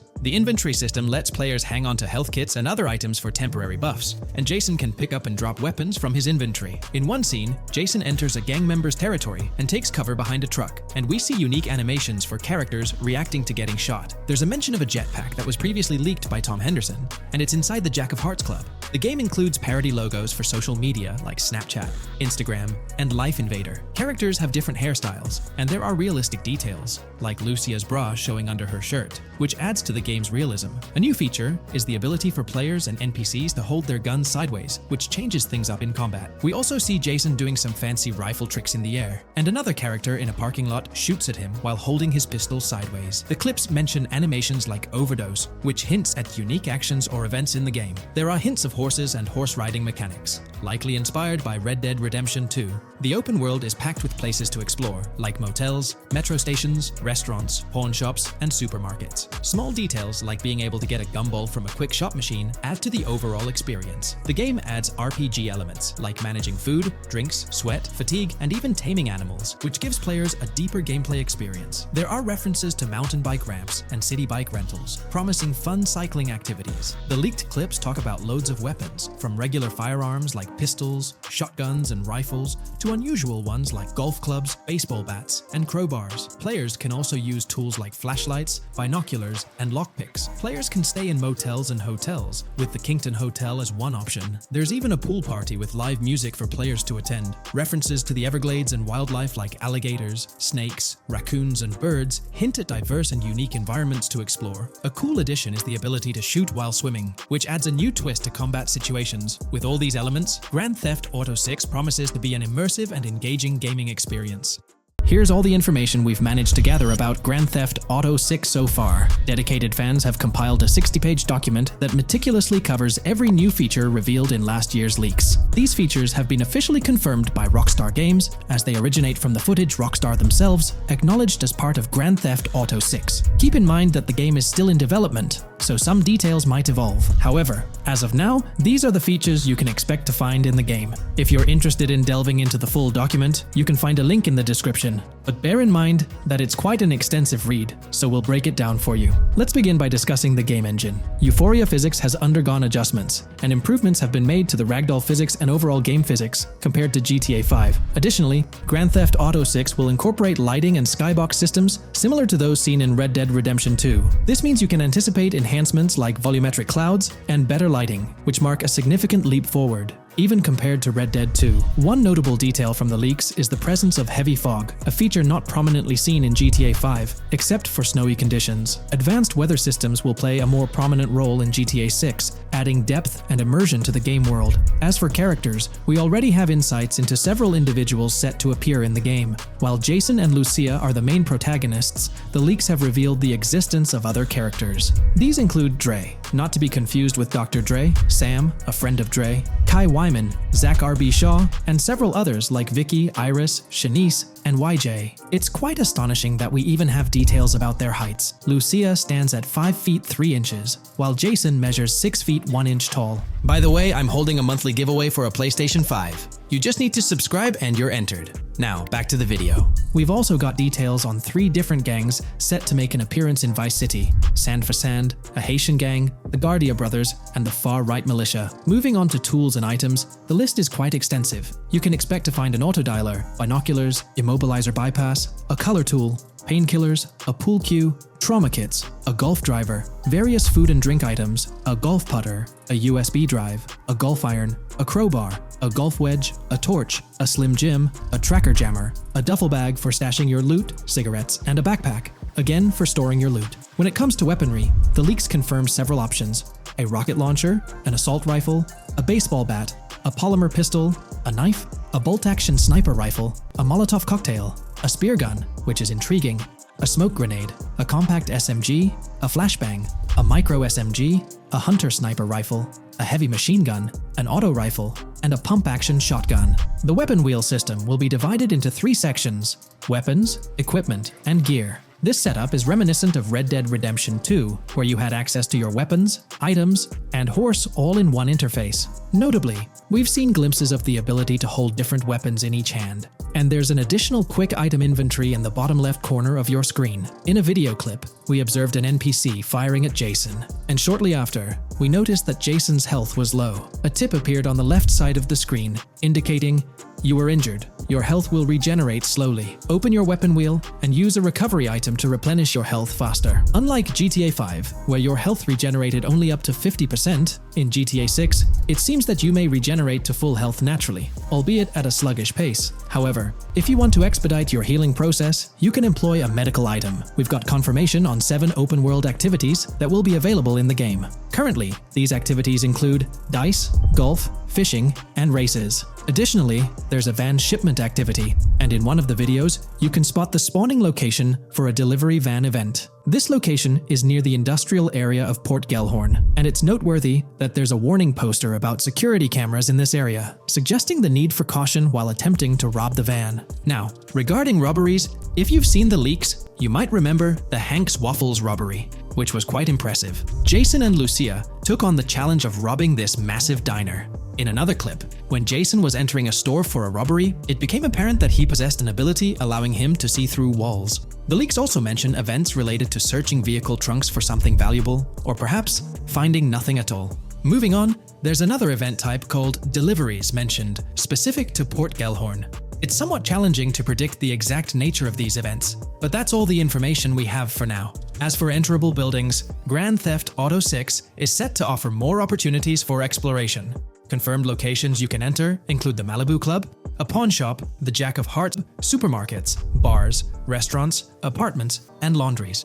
Now, let's discuss multiplayer. In the leaked files, we did come across one multiplayer clip, and in the bottom left corner of the screen, it displayed PL2 of 32, indicating that there were 2 players in the lobby out of a possible 32 slots. This mirrors the setup seen in Red Dead Online and GTA Online. While it's mentioned as 32 slots, it's worth noting that the player count is actually capped at 30, with 2 additional spots reserved for spectators. While hopes may be for larger lobbies in GTA 6, at least during this testing phase, they were exploring the feasibility of 30-player lobbies. Let's delve into collectibles in the game. During a scene in one of the clubs with Lucia, we can observe a developer placing a cardboard box on the ground. Notably, these boxes appear to be lootable, with a circle icon indicating their interactability. The debug text on this box reads, collectibles_car_pass, suggesting that these boxes will contain car part collectibles. Furthermore, there's mention of Wyman car parts boxed generic used, which has sparked speculation that players may collect car parts specifically for a character named Wyman.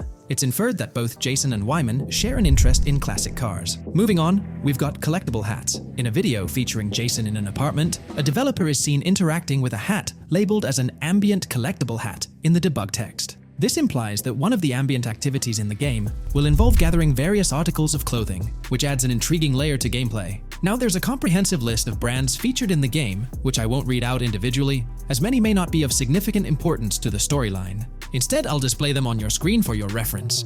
Feel free to pause the video if you'd like to take a closer look.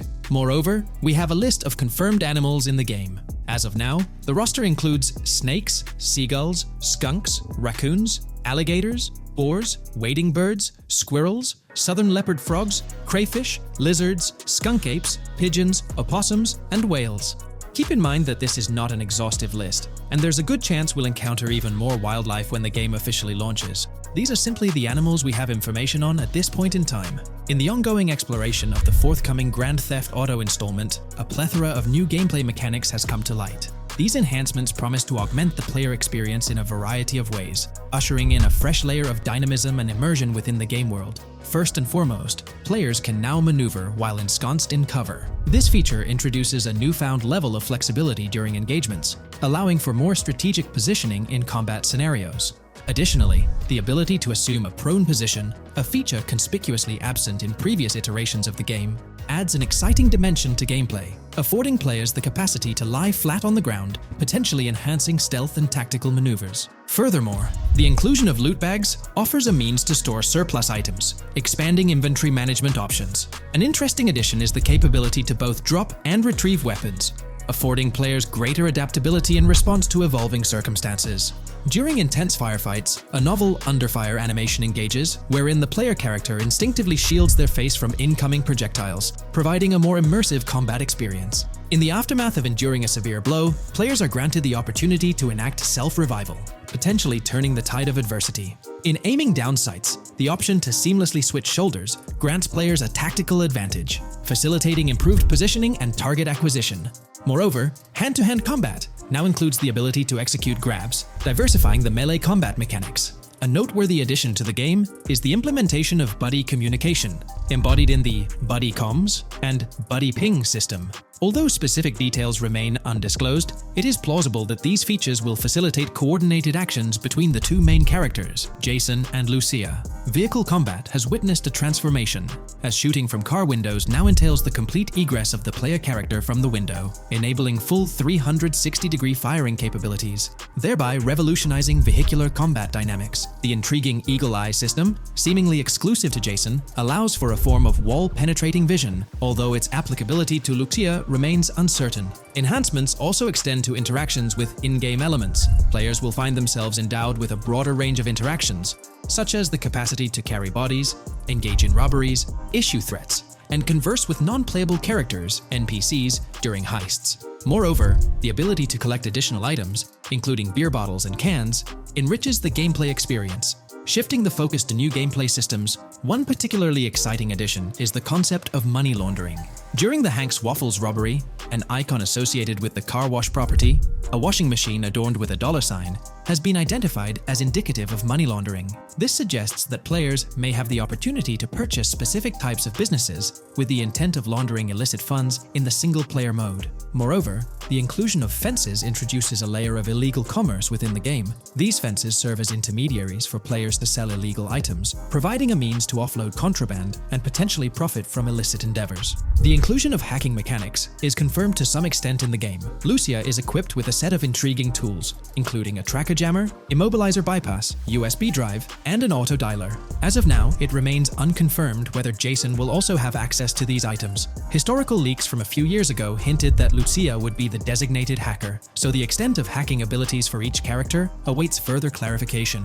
Among the event types within the game, two distinct categories emerge: pragmatic cool and chaotic and romantic cool. While specific details surrounding these events are not fully disclosed, they introduce intriguing possibilities for players to navigate. Furthermore, during robberies, players will have the capacity to issue commands to the other character involved. In a video clip from the leaks depicting a robbery, a tip notification suggests checking in with Jason or holding for more options. This implies that players can give their partner commands during a heist. Notably, prompts to instruct Jason to either surrender or follow indicate a degree of control over both characters simultaneously, simplifying coordination compared to relying solely on AI behavior. The witness system and police recognition within the game hold significant implications. During the Hank's Waffle robbery video, video, an interesting detail surfaces regarding the wanted level star's interface, which includes the term full description. This strongly suggests that witnesses within the game possess comprehensive knowledge about the player character. Consequently, law enforcement is expected to recognize the player once Lucia enters a police vehicle. Additionally, a transition is observed from no vehicle description to full vehicle description in response to Lucia's actions. This implies that even after losing a wanted level, if the police spot the player in the same vehicle, they will react accordingly, potentially leading to an arrest or hostile encounter. During the robbery sequence, Jason can be seen actively preventing customers marked with yellow icons above their heads from calling the authorities or fleeing the scene. Notably, an NPC within the diner exhibits a yellow icon above her head. Following Lucia's exit from the diner, the icon begins to flicker. Subsequently, as Lucia approaches a police car surrounded by law enforcement, the icon shifts to red. The female NPC then departs from the diner, making eye contact with Lucia before hastening away. These developments underscore the sophistication of NPC interactions, presenting a notable advancement in the game's artificial intelligence systems. The prospect of item sharing between the characters Jason and Lucia is on the horizon. A notable example emerges from a video clip where Jason pilfers items from containers, opting to retain some while distributing others. This cooperative element extends to the unlocking of doors and gates, exemplified in a video featuring Jason within the Sand for Sand area, which, if you recall, is the moniker of a gang in GTA 6. In this particular clip, Jason stealthily maneuvers past a red truck, revealing a door from an import garage building bearing the descriptor "door panel locked" in its debug text. In juxtaposition, a gate within the same clip indicates "door unlocked," signifying the necessity of unlocking specific access points. Subsequently, we delve into an extensive catalog of new features, commencing with an upgraded AI system. In a visual excerpt, the enemy AI exhibits an inclination to open fire upon Lucia when she pivots to face them. This hints at AI entities possessing a heightened acumen for discerning opportune moments to engage in combat. Impressively, AI units adapt their elevation relative to surrounding obstacles, steering clear of potentially disadvantageous head-glitching tactics. Furthermore, a prudent alteration manifests as AI adversaries opting to lower their stance during weapon reloads, a judicious move compared to reloading while exposed in the open. Enhanced AI combat tactics are evident in their lateral strafing maneuvers during shootouts. Notably, NPC behavior has undergone substantial refinement. As discernible in the leaked materials, AI characters no longer traverse the game world in solitary isolation, but now frequently assemble into groups. This intriguing development is reminiscent of a feature previously observed in Red Dead Redemption 2, where NPCs often moved in cohesive units. An illustrative instance materializes in a video where Lucia, carrying a duffel bag, shares the sidewalk with 3 individuals attired as tourists, who engage in animated conversation while strolling past her. This signifies a notable departure from GTA 5, where pedestrians predominantly ambulated in solitary fashion, contrasting with the forthcoming inclusion of group dynamics, perhaps even encompassing couples or social cliques, enhancing the verisimilitude of the game world. A notable addition to the gameplay dynamics is the option to voluntarily surrender to law enforcement during a robbery. The consequences of such an action remain shrouded in uncertainty, warranting further exploration upon the game's release. Furthermore,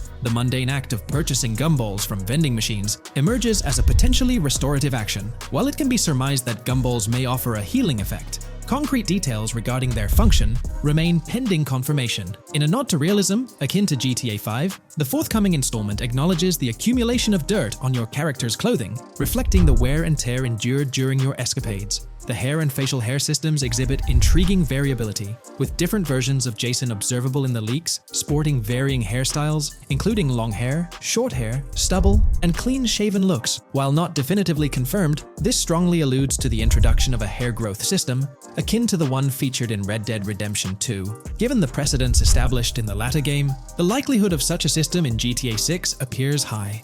Expanding the repertoire of actions available to players, the ability to consume items directly from your inventory is showcased. When Jason visits a gas station, the inventory reveals options for wine, soda, and fruit consumption, implying that you can partake in these items at your convenience, akin to the mechanics present in Red Dead and GTA Online. Introducing a novel event type named Cop Trap, the game incorporates scenarios where law enforcement sets up traps at multiple locations. While the precise details of these traps remain undisclosed, it is apparent that police will employ diverse tactics to ensnare players. An overhaul in the police system introduces the concept of Time until cops dispatch. In this iteration, criminal activities do not instantly summon law enforcement. Instead, players are afforded a brief window to execute an escape before the police response commences. The inclusion of security cameras as a surveillance mechanism adds complexity to evading detection. Unlike the conventional implementation in GTA Online, these cameras employ a detection meter, reminiscent of mechanics seen in games like Payday 2 or Payday 3. Players must act swiftly to evade the camera's line of sight within a specified time frame, akin to a filling bar, to avoid detection. This novel approach to security cameras introduces a fresh layer of challenge and strategy to evading law enforcement. Players will have the newfound ability to restrain non-player characters, NPCs. The primary method, as gleaned from the leaks, involves the use of zip ties. This restraint option becomes particularly pertinent during robbery scenarios, where players can employ zip ties to immobilize NPCs. A novel feature that comes to light is the capacity to loot vehicles. A fleeting glimpse in the Hank's Waffles video reveals a button prompt in the bottom right corner of the screen, labeled Examine SUV. This hints at the prospect of inspecting random cars and potentially engaging in vehicular theft. To make car theft more engaging, an advanced hijacking system is on the horizon. The existence of the immobilizer bypass device, previously discussed, suggests that pilfering high-end vehicles will pose a greater challenge. Additionally, an item known as the Slim Jim will facilitate unlocking older model cars. These mechanics collectively point to the notion that hijacking automobiles will become a more intricate endeavor, with the potential for car theft endeavors to end in failure. Furthermore, two intriguing event types emerge, namely carjacking, CAT, and carjacking, advanced AI. These events suggest that the vehicular hijacking process will incorporate nuanced elements, potentially involving the interference of an AI-controlled entity. GTA 6 promises to deliver an augmented vehicular experience through improved vehicle damage and handling. In a displayed video clip, as Lucia attempts to evade pursuing law enforcement, cars suffer more impactful damage. Notably, various parts of the vehicles, such as the front fender and hood, demonstrate more realistic deformation and fragmentation. The in-game interiors now feature functional GPS and waypoint systems on the dashboard, enhancing navigational convenience for players driving in the first-person perspective. Additionally, players have the option to enter a car via the passenger seat, offering flexibility in vehicle interaction. A hallmark of GTA 6 is its meticulous attention to detail. Players can encounter raccoons engaging in behavior, such as rummaging through trash cans and pilfering food bags. These instances are categorized as world events, denoted as raccoon climb out of garbage, raccoon rummage trash, and raccoon steal food bag. While numerous other subtle details enrich the game world, they are too numerous to enumerate here. Interested individuals can explore these intricacies further through the provided link. Expect a heightened level of auditory realism in GTA 6. Weapon sounds exhibit enhanced clarity and realism, with greater volume. The sounds of bodies impacting the ground will resonate with a more substantial thud, evoking a heightened sense of impact. Police sirens will reverberate off buildings and environmental elements with heightened realism, while items will produce varying auditory responses contingent on the surrounding context. In essence, sound design in GTA 6 aims to authentically replicate real-life auditory experiences. Fascinating developments. Several months ago, a colossal trove of leaked data unveiled a wealth of intriguing random events, world encounters, that promise to enrich the GTA 6 experience. While I won't delve into all of them, the list is nothing short of captivating. Events range from mundane occurrences like parking disputes to more enthralling incidents such as donut burnouts, protests, and even someone suffering a concussion. The prospect of navigating the lifelike world of Vice City, teeming with such diverse activities, is undeniably exhilarating. I strongly recommend pausing the video to peruse this remarkable compilation. Additionally, we have been privy to an extensive catalog of vehicles slated to appear in GTA 6. These vehicles, gleaned from both in-game leaks and files, I encourage you to peruse this comprehensive list at your leisure. It resides on page 30 of the document. Furthermore, the leaks have divulged a plethora of confirmed locations within Vice City and its environs. Naturally, Vice City itself takes center stage, while several districts and neighborhoods will pepper its landscape. Notable locations include Edgewater, North Bay City, Rock Ridge, Little Haiti, Vice Beach, South Beach, Washington Beach, and Key Biscayne. Port Gellhorn, intriguingly, appears as a separate city akin to Sandy Shores or Palito Bay from previous iterations. The list extends to encompass Yorktown, Ambrosia, Sundown, the Keys, La Pearl, Red Hill, Lake Leonida, Hamlet, Stockyard, Homestead, Grass Rivers, Ekin, Fanaka, Underwater, and Relief. Each of these major locations contains a multitude of sub-locations, a testament to the meticulous world-building evident in the game. As if this weren't enough, the dedicated community has endeavored to construct a speculative map of GTA 6 based on coordinates extracted from the leaks. While the precise layout of the map's northern region remains uncertain, the map preview encapsulates the sprawling Vice City to the south and Port Gellhorn on the left. This visual representation of the game world is undeniably impressive and stokes the anticipation for the immersive adventures that await. In today's video, we're about to explore the intricacies of the Vice City mapping project, unraveling the mysteries of the latest map iteration. Join us as we meticulously analyze the details and draw insightful comparisons between the expansive GTA 6 map and its predecessors within the series. Our adventure doesn't stop there. We'll be immersing ourselves in the leaked information from 2022, unveiling a treasure trove of open-world activities. Brace yourselves for a comprehensive list featuring every nook and cranny on the GTA 6 map, showcasing not only new additions, but also the anticipated return of beloved locations from the iconic GTA Vice City, as hinted in the leaks. Let's kick off this exploration by delving into the heart of the GTA 6 mapping project. For those familiar with it, this official endeavor aims to provide a scale-accurate representation of what players can expect in the actual game. The map sprawls across two major cities, Vice City and Fort Gorn, and every detail is meticulously curated from leaks and the official trailer. Now, for those wondering about the seemingly expansive green spaces on the map,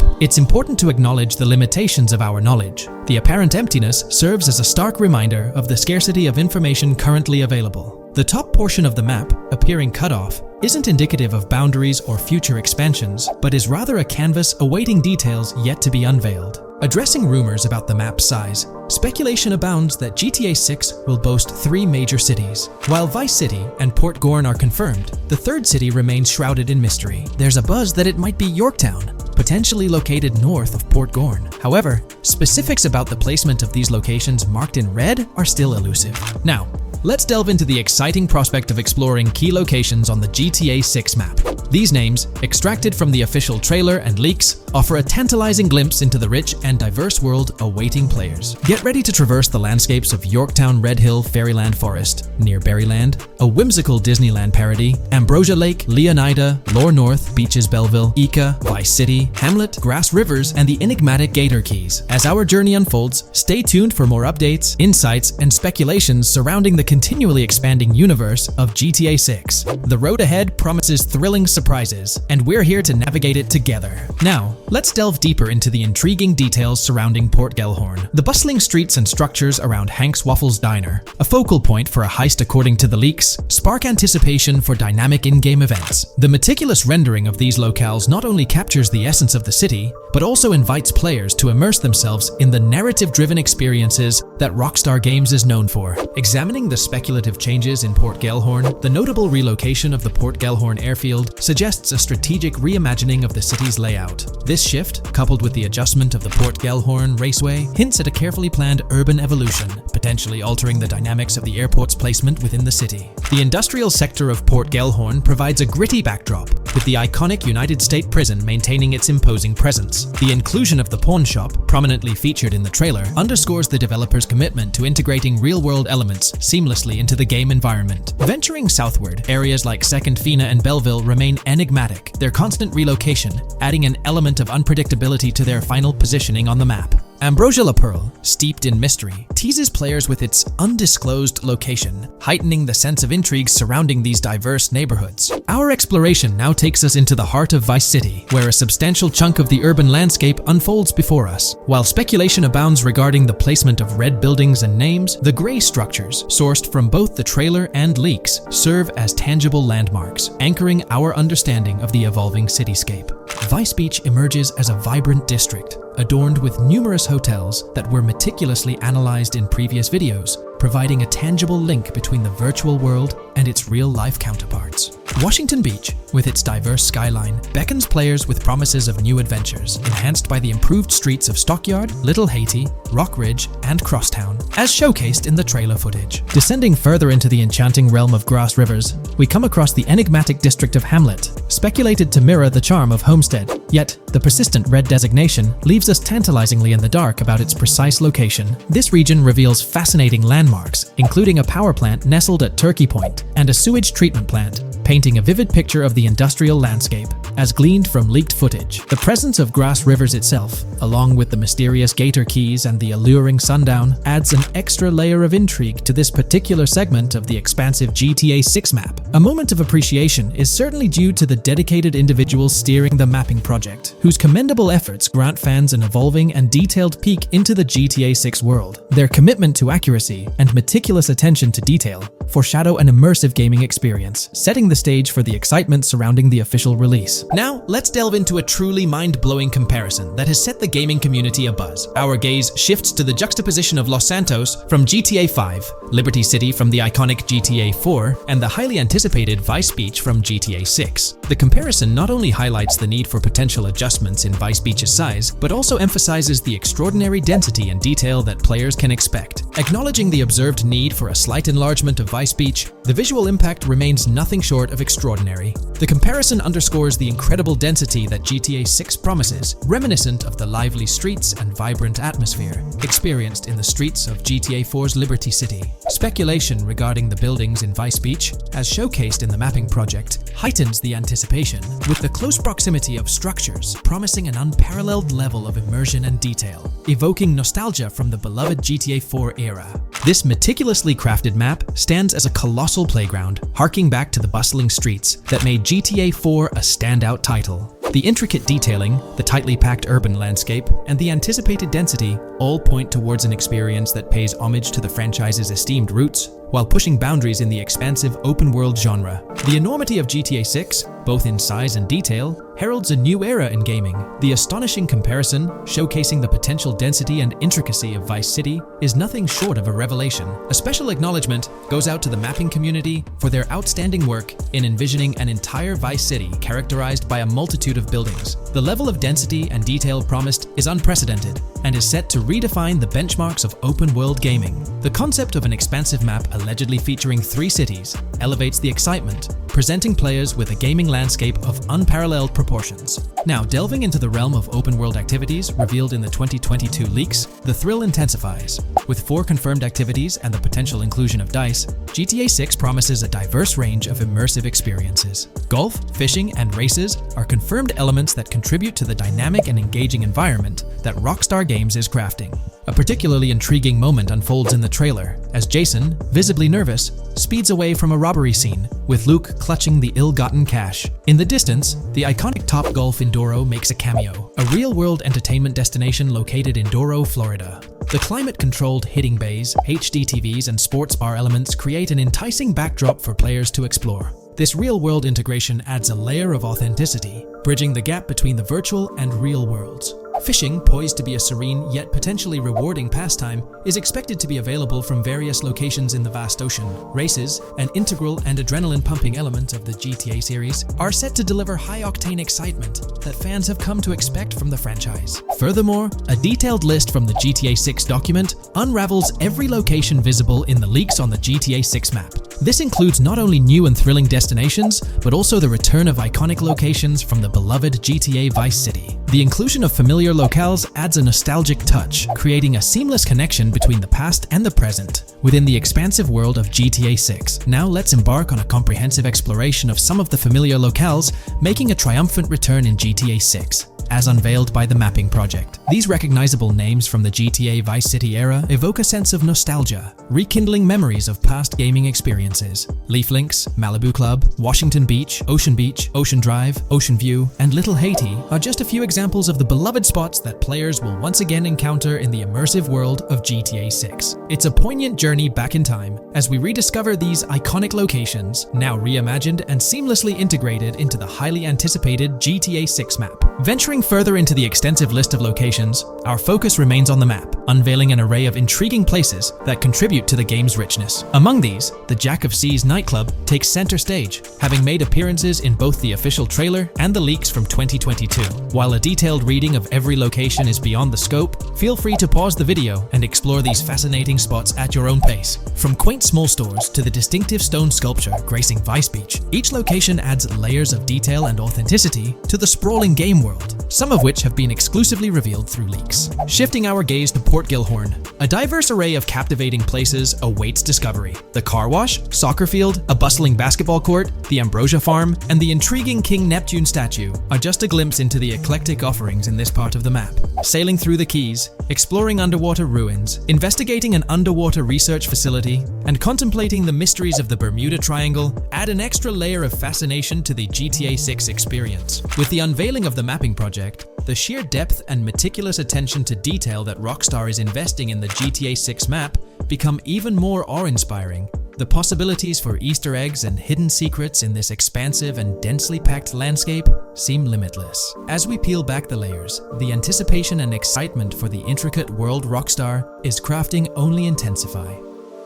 Taking a deeper dive into GTA 6, we find out new info around the highly anticipated Trailer 2, highly probable predictions, and the projected timelines associated with this game. Post the unveiling of Trailer 1 on December 5th, 2023, providing enthusiasts with a tantalizing glimpse into the world of the forthcoming GTA installment. Rockstar has maintained a notable silence. Despite the absence of official announcements, the internet has been abuzz with articles and claims, including a recent piece highlighting details allegedly leaked by a Twitter user. It's prudent to approach such assertions with a discerning eye, given the prevalence of misinformation in the digital space, especially with the emergence of numerous GTA 6-themed accounts. Interestingly, amidst the sea of speculations, it's essential to acknowledge the presence of individuals who accurately leaked details about the first trailer on Reddit before its official release. One mysterious figure stands out, predicting not only the featured song, but also pinpointing the release date, directing curious minds to their username as a form of verification. This individual, while refraining from sharing disruptive insights into the game's development, did provide a tantalizing glimpse into new features. Among the disclosed features are the intriguing prospect of dual-wielding weapons, confirmed instances of gore and dismemberment, and the promise of varied sunset colors. A unique addition to the GTA universe includes a Miami-themed 3v3 basketball element, with a connection drawn to a hypothetical collaboration between Rockstar and LeBron James. The figure behind these leaks, having created their account on November 19, 2023, mysteriously vanished shortly after sharing these details, leaving behind a trail of speculative wonder. As we navigate through these uncharted waters of gaming anticipation, the veil of mystery surrounding GTA 6 continues to captivate and enthrall gaming enthusiasts worldwide. Diving deeper into the intricacies surrounding the leaked gameplay footage, it's important to clarify that what we witnessed is not a true representation of the final product. The showcased gameplay is derived from an older build, and the developers have assured the gaming community that the game will undergo significant visual enhancements. This preliminary look is merely a glimpse, offering little resemblance to the expansive and refined map that will unfold when the game is officially released. In evaluating the validity of information, it's pertinent to underscore that Jamie King's perspectives on GTA 6 hold little value, and the credibility of the Reddit leak stands stronger. As is customary in the gaming landscape, a level of skepticism is warranted, particularly given the prevalence of misinformation circulating through various GTA 6-related accounts.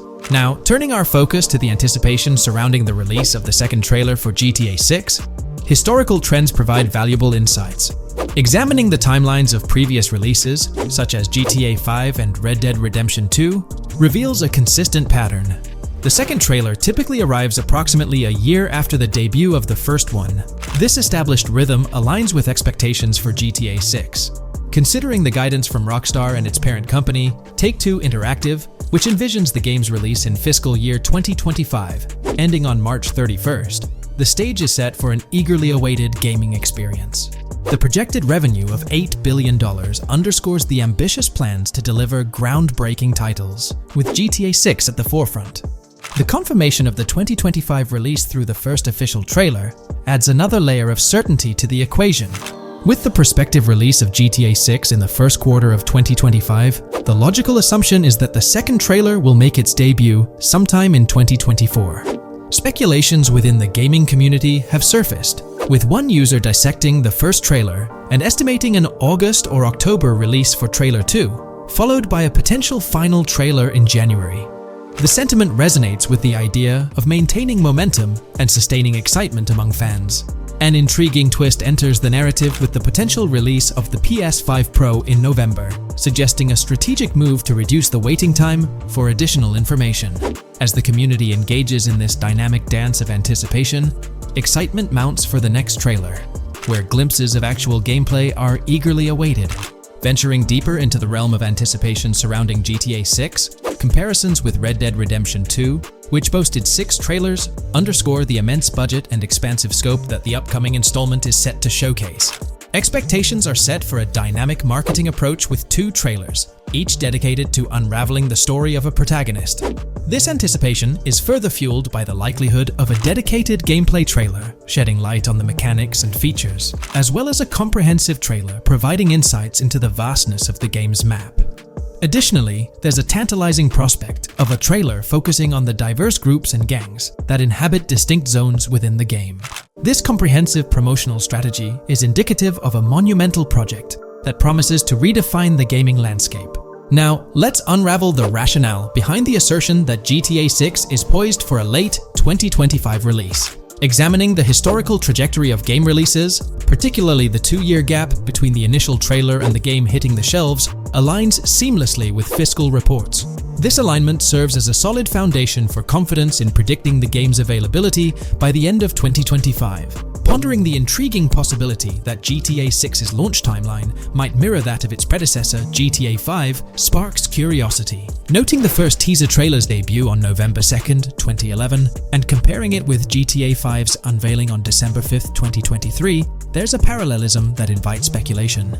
Expanding this analogy to include the release of the first 2 screenshots for GTA 5 on July 12, 2012, suggests a timeline for potential content drops for GTA 6. If we entertain the notion of a 1-year gap between the first and second trailers, mirroring historical patterns, and factor in Rockstar's potential aim for a fall release, an intricate timeline unfolds.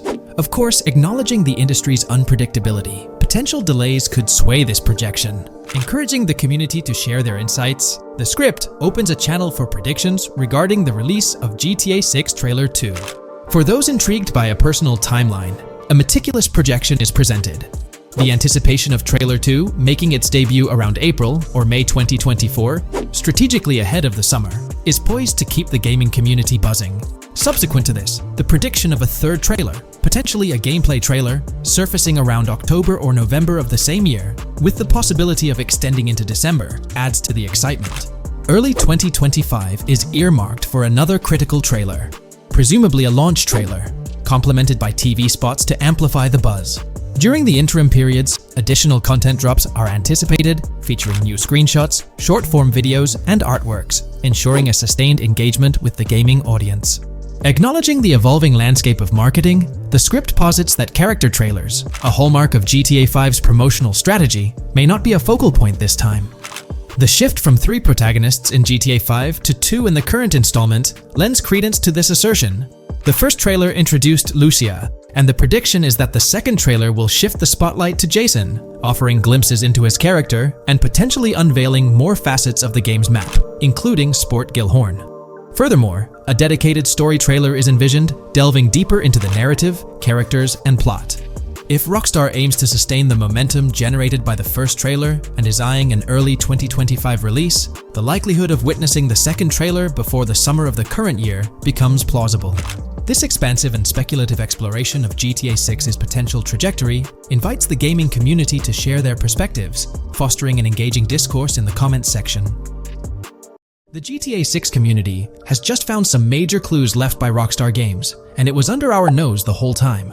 GTA 6's Trailer 1 revealed a ton of new things about the game off the bat, but recently, there's been even more developments that show off the GTA 6 main character story, Lucia. We learn a bunch of new things about her background, so if you're not interested in potential spoilers, this may not be the video for you. This information is directly from Rockstar Games, so this is the real deal. So getting into the details of Lucia's jail cell, let's focus on those newspaper clippings. I'll do my best to zoom in and enhance the image, but there are 2 distinct white clippings with black text. One of them appears to have a portrait, and I can only speculate that it might resemble a modern-day wanted poster.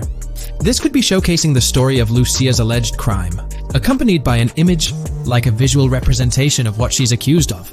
It's almost akin to a wanted picture that you'd find in a newspaper. This phenomenon isn't unheard of in real life. When people do something noteworthy or newsworthy, it's not uncommon for them to keep a record of it, like an article, and put it up on their wall as a sort of memento. It's like a snapshot of a moment in their life, even if it involves legal trouble. So Lucia might be preserving this particular newspaper clipping as a piece of her history, whether it's for sentimental reasons or perhaps as a reminder of the circumstances that led to her incarceration. Now let's broaden the scope a bit and draw comparisons to previous GTA protagonists. Take Michael DeSanta, for instance. His mansion has family photos on the walls. Franklin Clinton's house features similar personal touches. Even Trevor Phillips, in his trailer, has pictures that tell a story about his life.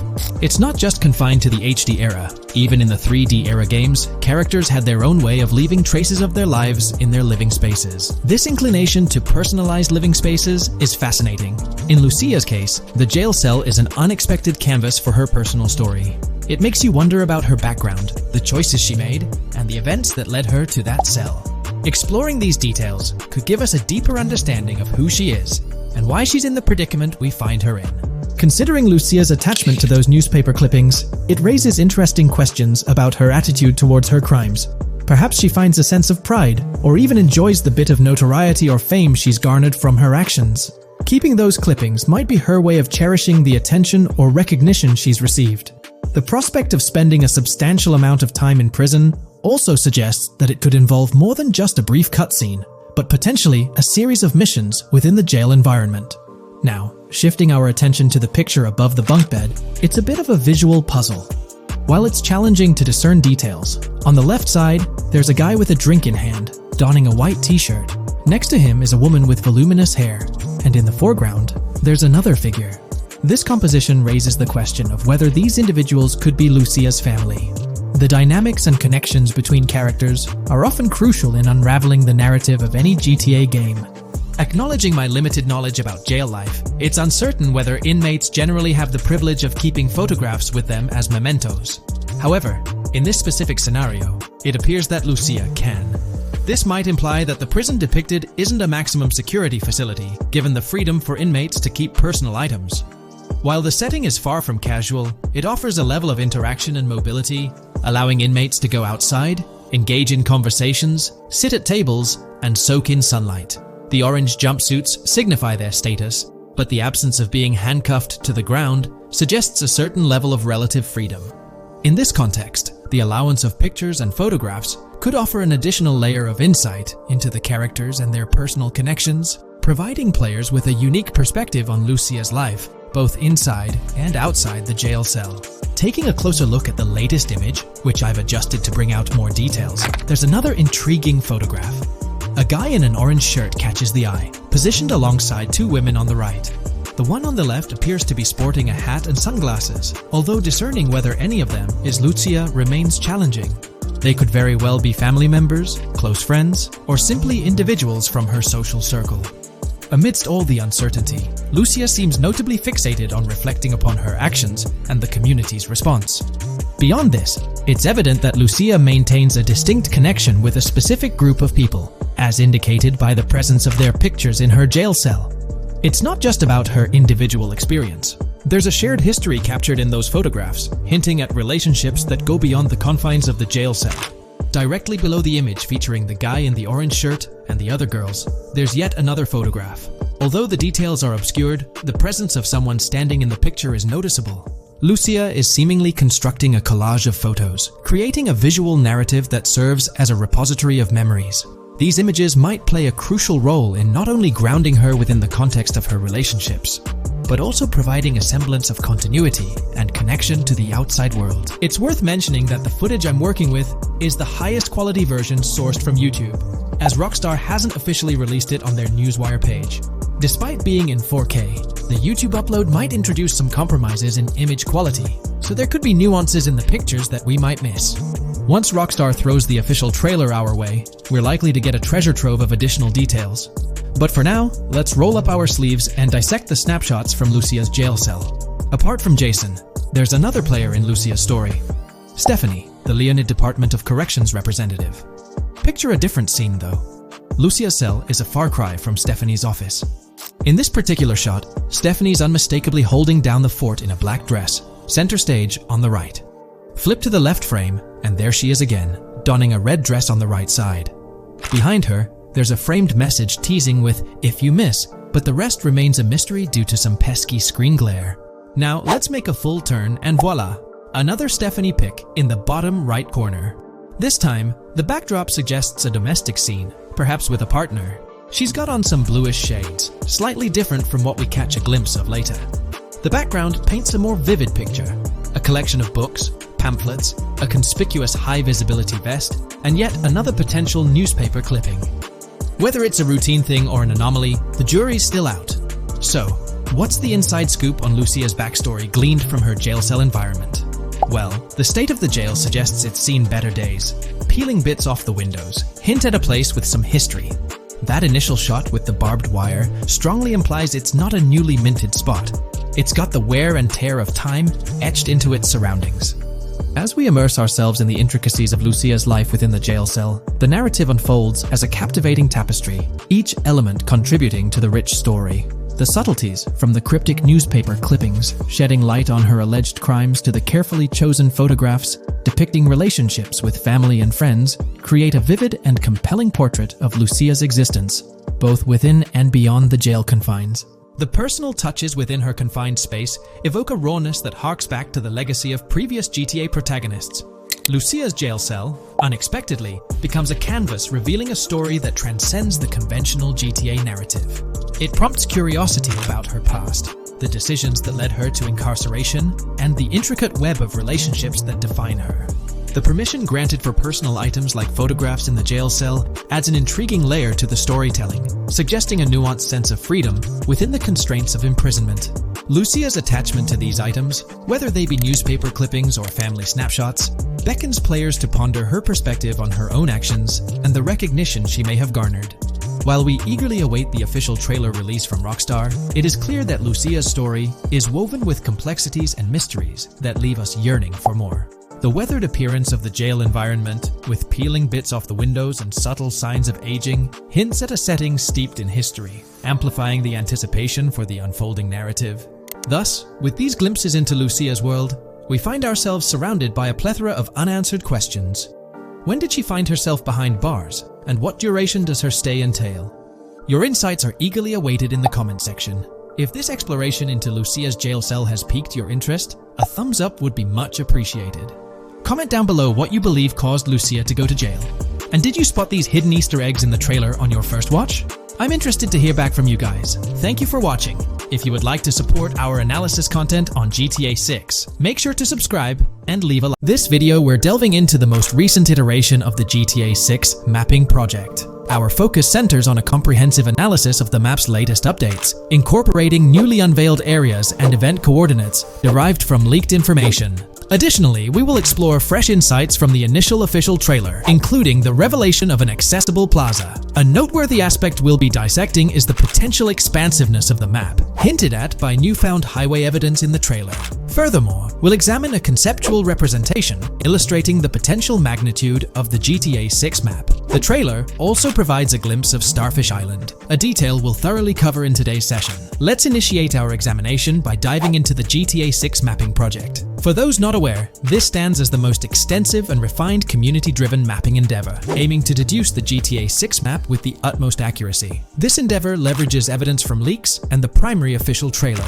In our previous map analysis, we scrutinized significant alterations in the Boardgorn and Grass Rivers areas, expanding the map to an impressive 18 by 8 kilometers. However, today's exploration will predominantly focus on alterations in the Vice City region. Rumors suggest that the GTA 6 map will encompass 3 major cities, with Vice City and Portgorn being the identified urban centers so far. Vice City, drawing inspiration from Miami, and Portgorn, a fusion of Gulf cities in Florida. The speculated third city could possibly be modeled after Orlando or Tampa. Earlier rumors hinted at Yorktown being the third city, approximately aligning with Tampa's location. However, intriguingly, structures observed in leaked material from Portgorn were reminiscent of Panama City. Rockstar appears to amalgamate elements from distinct cities to craft a unique virtual landscape, Turning our attention specifically to Vice City, notable modifications are discernible in the Stockyard and Crossdown area. While these alterations may not be immediately apparent, a thorough comparison with the prior map iteration reveals notable changes in street layouts for improved connectivity, building positions, including the relocation of the Jack of Hearts nightclub, featured in leaks and the trailer, signify significant shifts. Adjacent structures visible in the trailer's music video shoot scene have undergone subtle rearrangements. A noteworthy addition to the GTA 6 mapping project encompasses events gleaned from leaks, introducing a dynamic layer to our understanding of the evolving landscape. At present, we've pinpointed 4 events on the map, marked by light blue dots. These events include the missing persons poster at the liquor store, the big cat cage roof at Everyday Art Elephant, and the Everyday Art Sidewalk Creep, all clustered around the Crosstown SL Stockyard area. Meanwhile, there have been notable changes in the Vice River area, with some buildings rearranged and brought closer to the river. The overall shape of this area has also been altered, and a new marina building near the airport has been introduced, based on recent evidence. Another significant alteration concerns the incorporation of Ica and Belleville into Vice City. While their status remains speculative, with their names displayed in red, Ica is purportedly inspired by Allapattah, a neighborhood in Miami-Dade, while Belleville draws parallels with Brownsville. Formerly perceived as small towns on the outskirts of Vice City, they're now considered part of the Vicedale neighborhoods, following fresh evidence. This reclassification potentially places scenes like the police officer pursuing the overweight individual in the Belleville neighborhood. Furthermore, a notable discovery linked to Tommy Vercetti's mansion has surfaced. Star Island's inclusion in the game has been confirmed, evidenced by its appearance behind the Rockstar Games title, and in a scene featuring a bikini-clad woman. This revelation solidifies its status as a game location, with strong ties to the original Starfish Island from GTA Vice City, where Vercetti's estate was situated. The prospect of encountering the mansion in-game, whether as an accessible structure or an abandoned relic, remains uncertain but tantalizing. The mention of Star Island remains speculative, as indicated by its red font, leaving the possibility open for it to be renamed Starfish Island or something else. These developments encapsulate the latest updates to the GTA 6 mapping project. Additionally, let's delve into a Reddit post that has garnered attention. I'm still very intrigued by the prospect. This is a full accessible plaza. The full access plaza featured in the trailer has piqued my curiosity. This snapshot is captured during a scene where Jason and Lucia evade the police momentarily. Positioned on the right side of the frame is a sign, presumably denoting a mall within the game. Notably, several brand names, including Kowalski, Callis, Scala, and Alpha, are visible on this sign. Furthermore, a portion of the mall's name briefly appears, starting with Ever. Could it be Evergreen Plaza or another variation? The answer remains elusive, and we'll have to await further developments to unravel this mystery. I can pretty much bet on it that this shit will indeed be fully accessible. Most of the signs on that structure look to be clothing and accessory shops, which would easily mean it's accessible to us. I'm really hoping the mall makes a return in this one and will serve kind of as a player hub when online drops. Oh, that would be good. Maybe a spot where you can't attack. Could meet people to join up for races, heists, etc. That would be pretty neat. Now let's shift our focus to some additional findings that might provide evidence for the existence of the third major city in GTA 6. Furthermore, we'll explore why the actual map size of GTA 6 could potentially surpass the estimations derived from the mapping project.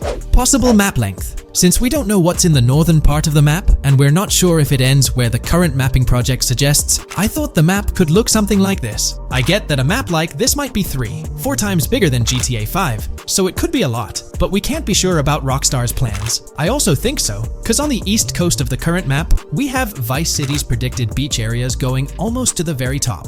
Kind of feels like the map shouldn't just end there. And if Port Gellhorn is based on Fort Myers, then maybe Tampa and Orlando could be there too. But with the current borders, there's not enough space even for a small town. Also, shaped like this, the map would resemble actual Florida more. What do you think? Now, here's something to ponder. If the map indeed resembles this depiction, it would be quite astonishing. It's intriguing how the leaks have remained silent about the northern portion of the map. I'm curious to hear your thoughts in the comments. How far north do you speculate the map extends? Do you reckon it's just slightly beyond what's revealed in the mapping project? Or could there be a substantial unseen territory? Shifting gears, let's delve into a significant discovery. An observation on the size of the map using highway exits as a guide. I believe that 2 blink and you'll miss them shots from the trailer, combined with something I saw in the leaks, have given us a serious hint as to just how big the map for GTA V said might turn out to be, specifically north-south. The first is the shot of the man grabbing his crotch while stopped on the side of the highway. Specifically, the highway exit signs in the background. They suggest that this shot is being taken from just north of exit 14 on the highway, if turning left has you going east and turning right has you going west. What's more, the GTA V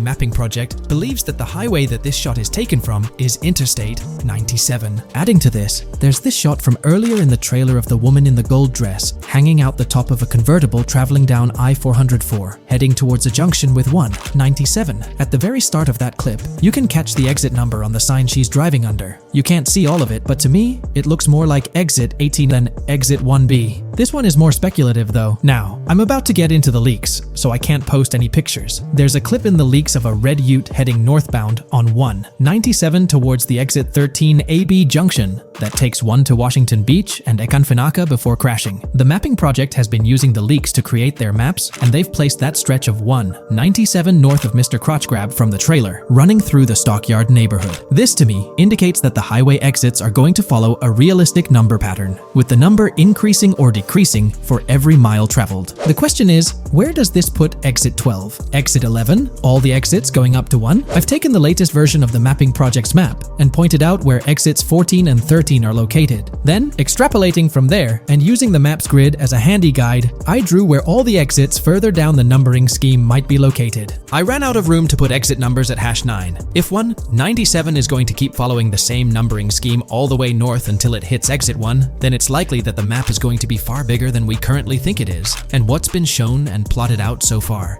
In fact, I think the only reason nothing's been plotted up there so far is because so much so far has focused on Vice City and its environs. 404-2 could wind up running just as far north, allowing for a few extra miles and exit numbers to accommodate it crossing the Everglades grass rivers before turning north, as I-75 in real life does. Bottom line, the map for this game is going to be enormous. There's been some chatter among you all about another potential scenario, the possibility of I-97 serving as a loop highway encircling the map's perimeter, similar to GTA 5. While this is a valid consideration, I've largely dismissed it due to a straightforward reason. As previously mentioned, I-44 boasts exit numbers and highway markers that suggest its considerable length, likely extending westward until it reaches the Gulf of Mexico before veering north, mimicking the real-life trajectory of I-75. If the map's northern boundary remains close to its current cutoff point and I-97 extends west and south extensively, then it's plausible that I-44 would mirror this pattern in the opposite direction. While the notion of 2 loop highways isn't entirely implausible, it could potentially introduce redundancy. Additionally, in GTA 5, the loop highway wasn't simply labeled under one name. The segment along the coast was dubbed the Great Ocean Highway, while the inland stretch traversing the desert was referred to as the Sonora Freeway. Moreover, within Los Santos, various freeways possess distinct names and numbers, even when merging seamlessly, such as the Del Perro, La Puerta, and La Mesa freeways. My hypothesis currently is that there is a loop highway, but that one, 97 and I-404, are 2 halves of it. They both start in Vice City and intersect in Crosstown. 197 runs up the Atlantic coast, 404 runs west through the grass rivers, and then turns north to run up the Gulf Coast, and they both meet at a point further north. Whether that point is a city, a smaller town, or something else, that is still unknown. Feel free to drop your thoughts in the comments regarding everything covered in today's video, particularly this astonishing discovery. There's substantial evidence hinting at a larger map size, but I'm eager to hear your input, so don't hesitate to leave a comment below. There's been a lot of talk since GTA 6 was announced, with rumors flying all over. But hey, here's a rundown of confirmed stuff like vehicles, items, weapons, and features for the game. Now, the official release of the game is still a good few years away. Rockstar Games is really putting in the work to make this game top-notch. But thanks to a leak, we've got some inside info. We're talking cars, new physics, main characters like Lucia and Jason, map locations, a massive open world, tons of stuff to do in-game, and a bunch of weapons you'll get to use. We've also learned about better AI for non-player characters, some RPG elements, and cool new gameplay features. All this has got the gaming community buzzing about what GTA 6 will bring when it finally drops. Let's dive into the primary video clips making rounds on social platforms, showcasing mission gameplay, and offering insights into Rockstar Games' vision for GTA 6. Among the widely shared footage is a mission featuring Lucia, the game's playable character, and a Latina protagonist attempting to rob Hank's Waffles, a diner. During this early test phase, the non-player characters lack distinct facial features and bear a dummy-like appearance, humorously dubbed in-game as such. By the way, I'm holding a monthly giveaway for a PlayStation 5. You just need to subscribe and you're entered. Now, back to the video. The NPC's responses are influenced by Lucia's aggressive actions, with various animations depicting the fear evoked by the robbery, akin to the dynamic NPC reactions seen in Red Dead Redemption 2. In the diner heist, Lucia has the option to aim her handgun at a hostage, providing players the choice to either rob or engage in hand-to-hand combat. Managing the hostage adds depth to criminal activities in the game. Jason, the white male protagonist, is also involved in the robbery, allowing players to interact with both characters during the encounter. Jason urges Lucia to act swiftly and escape without a trace, hinting at a relationship reminiscent of Bonnie and Clyde, aligning with previous leaks regarding the game's storyline. The character's appearance bears similarities to actors Eva Mendes and Ryan Gosling from The Place Beyond the Pines, though it remains uncertain if the narrative will mirror the movie's plot. Lucia and Jason appear to be in their late 20s, and the game incorporates a character-switching mechanism seamlessly activated through the controller's D-pad. As the police arrive, Lucia can menace another hostage, leading to a showdown with law enforcement outside. The intricate design of the outdoor area suggests a setting modeled after northern Florida, characterized by lush vegetation.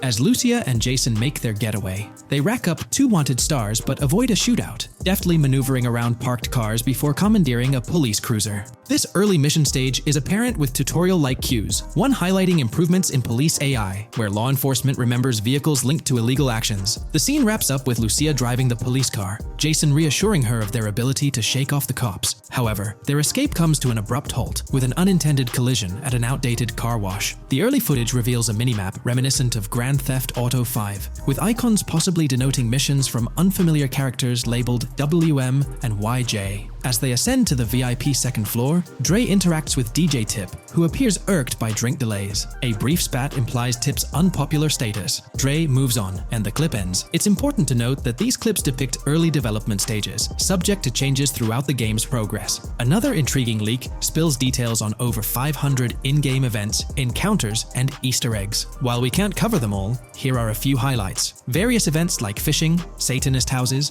backyard wrestling rings, and big cat mansions offer diverse experiences within the game's universe. There's talk of missing tourists, yard sales offering new clothes, an event resembling insurance fraud from Saints Row, a mysterious voice in a storm drain, potentially a nod to Pennywise, a multi-location Bonnie and Clyde mystery, and a workout challenge hinting at the return of fitness activities. Additionally, within Grand Theft Auto 6, players can stumble upon an island camp, DUI tests, UFO sightings, an animal house, a swamp safari, and the prospect of crazy golf gameplay. Based on insights gathered from the GTA forums, GTA 6's open world is estimated to be at least 2.5 times larger than GTA 5, providing players with a vast and immersive environment to explore. The game draws inspiration from the successful approach seen in Red Dead Redemption 2, promising a meticulously crafted open world with captivating mysteries that elevate the gaming experience. GTA 6's development footage showcases recognizable real-life locations from Florida, such as the Homestead Miami Speedway, reimagined as the Port Gel Horn Racetrack, along with places like Portofino Tower, Sombrero Key Light, Solar Amphitheater Bayfront Park, and Lone Depot Park. Moreover, the inclusion of the 1000 Museum, a high-rise residential condominium in Miami, demonstrates Rockstar's dedication to detail. A metro map mirroring Miami's real version adds to the immersive nature of the game world. The presence of lush grasslands and vegetation hints at potential expansion into Georgia, although this aspect remains speculative until officially confirmed. The Miami Beach Police Department's resemblance to the Vice City Neighborhood Police Station shows how Rockstar brings creativity into their world designs. Of course, with any early info, we're waiting for official confirmations to see how these elements fit into the final game. Until then, the mystery around Grand Theft Auto 6 will definitely keep fans excited for its release. Now, let's take a look at the primary locations featured in GTA 6. Ambrosia comprises Ambrosia Farms and the Tarmac. Bayside Copperhead, the Everglades or Grass Rivers, Fairyland, and Fairyland Forest offer distinct settings. The Keys region includes East Key, Low Key, and additional spots like a garage, gas station, and liquor store. Lake Okeechobee encompasses a motel, prison, and racetrack, while Little Haiti, North Beach, and North Miami feature establishments such as gas stations, hideouts, and liquor stores. Port Gellhorn distinguishes itself with detailed spots like an abandoned building, basketball court, beach, bingo hall, bowling alley, car wash, fishing store, fruit stand, gas station, motel, pawn shop, police station, quick shop, raceway, soccer field, and more. Red Hill showcases a forest, South Beach offers a boardwalk, gym, hotel, Ocean Drive, and park, while South Miami Sundown includes a beach and tarmac. Vice Beach encompasses Vice City suburbs and Washington Beach. Miscellaneous locations such as an abandoned hotel, observatory, Fountain of Youth, homeless community, Malibu Club, Monument of Leonida, Redneck Yacht Club,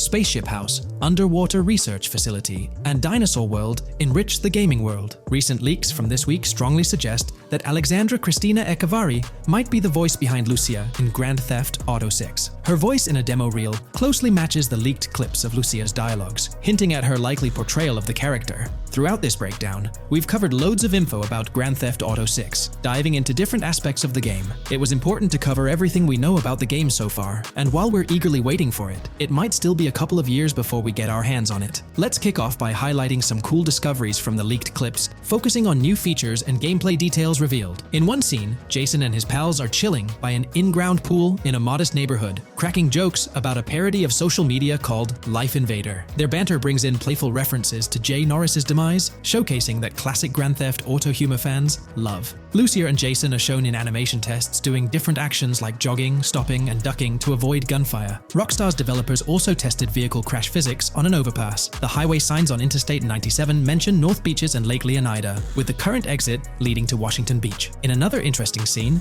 Jason finds a shipping container filled with stacks of cash and a motorbike. Various development clips reveal tweaks being made to a vehicle's interior, hinting at potential new designs or customization options for players. Throughout the clips, interactions with NPCs in the open world are demonstrated, including characters taking selfies, which adds depth to the game's environment and immersion. There's a moment where Jason enters a gang member's territory and takes cover behind a truck, showcasing unique animations for characters reacting to being shot. A notable find in the clips is a jetpack, previously leaked by Tom Henderson, which is seen inside the Jack of Hearts Club. The game features parody social media logos like Snapchat, Instagram, and Life Invader. Characters also sport different hairstyles, with details like Lucia's visible bra under her shirt, adding realism. A new feature is the ability for players and NPCs to hold their guns sideways during combat, adding a different dimension to fights. Additionally, Jason is seen twirling his rifle in the air, while another character in a parking lot shoots at him with their pistol held sideways. The leaked clips also reveal early police AI testing, with NPCs showing better cover usage in shootouts. There's a scene where Jason holds up a diner worker with an assault rifle, and while there are dialogue options similar to Red Dead Redemption 2,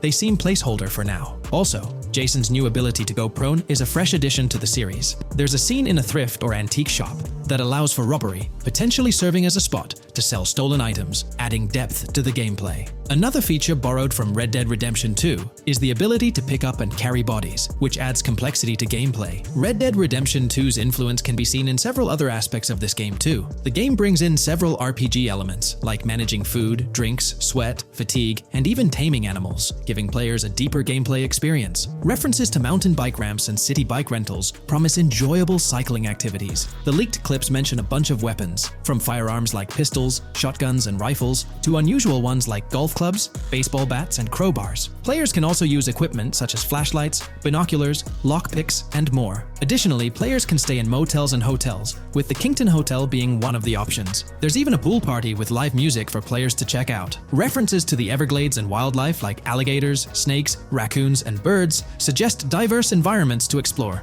The weapon wheel system, similar to Red Dead Redemption 2, limits the number of weapons and items players can carry. Lucia can carry a loot bag, possibly used for robberies or stealing from different places. The inventory system allows players to carry health kits and other items for temporary boosts, and Jason can pick up and drop weapons from his inventory. The clips hint at animations like overdose, suggesting unique actions or events in the game. There are indications of horses and horse riding mechanics, possibly inspired by Red Dead Redemption 2. The open world is full of accessible places, including motels, metro stations, restaurants, pawn shops, and supermarkets. Little details like grabbing a gumball from a quick shop machine add to the overall vibe. A cool feature is the ability to shoot while swimming, adding a new layer to combat situations. All these diverse and interesting elements together promise an immersive and fun gaming experience in Grand Theft Auto 6. Let's dive into the cars of GTA 6. Shout out to the GTA forums for putting together this info. You can find links below to join the discussions. There's a bunch of confirmed vehicles. We're talking the Blista Compact, Ocelot Locust, and a car that looks like an early 90s Buick Skylark. Then there are some new cars without official names, like a 90s Chevy Caprice, a Chevy Malibu from 2016 onwards, a Chevy Sonic, and a Honda Accord from 2018 to 2022. And you know how Rockstar rolls, they'll give these cars their own funny names like they always do. There's more on the list too. Albany Primo, Benefactor Shafter LWB, a mix of Ford Explorer and Tahoe from the 90s or 2000s, a Toyota RAV4 from 2018 onwards, with a mix of Lexus NX style, and a Mercedes Grill, Pegassi Tauros, a 1980s Jeep CJA Scrambler, a 5th Gen F150, a G20 conversion van, a Brute Camper, Vapid Speedo, HV Mixer, Metro Mover, D-Class Sheriff SUV, Mobatsu Sanchez Livery, Nagasaki Street Blazer, a 1970s Ford Ranchero, a 1971 Buick Estate, an Albany Emperor, D-Class Turbo Sabre, Yoga Classic, the Contender, and Sadler. Moreover, gamers can anticipate a range of vehicles in Grand Theft Auto 6, including the Slam Van Pickup, Bobcat XL, an updated Regina, Alpha, Gauntlet Classic, Moonbeam Helion, Boxville Go Postal, an unidentified Albany vehicle drawing inspiration from a 1959-60 Cadillac, a Rebel, an unknown Asian sedan, a Ferrazzi or Feroci, Baller, Novak, Buffalo STX, Alpha and Feudo, a Benson NF 890, Buffalo without a sports bumper, and the Stanier and Landstalker. This extensive lineup promises an immersive and varied driving experience for players within the game. What's got you hyped about this game? Share your thoughts in the comments below.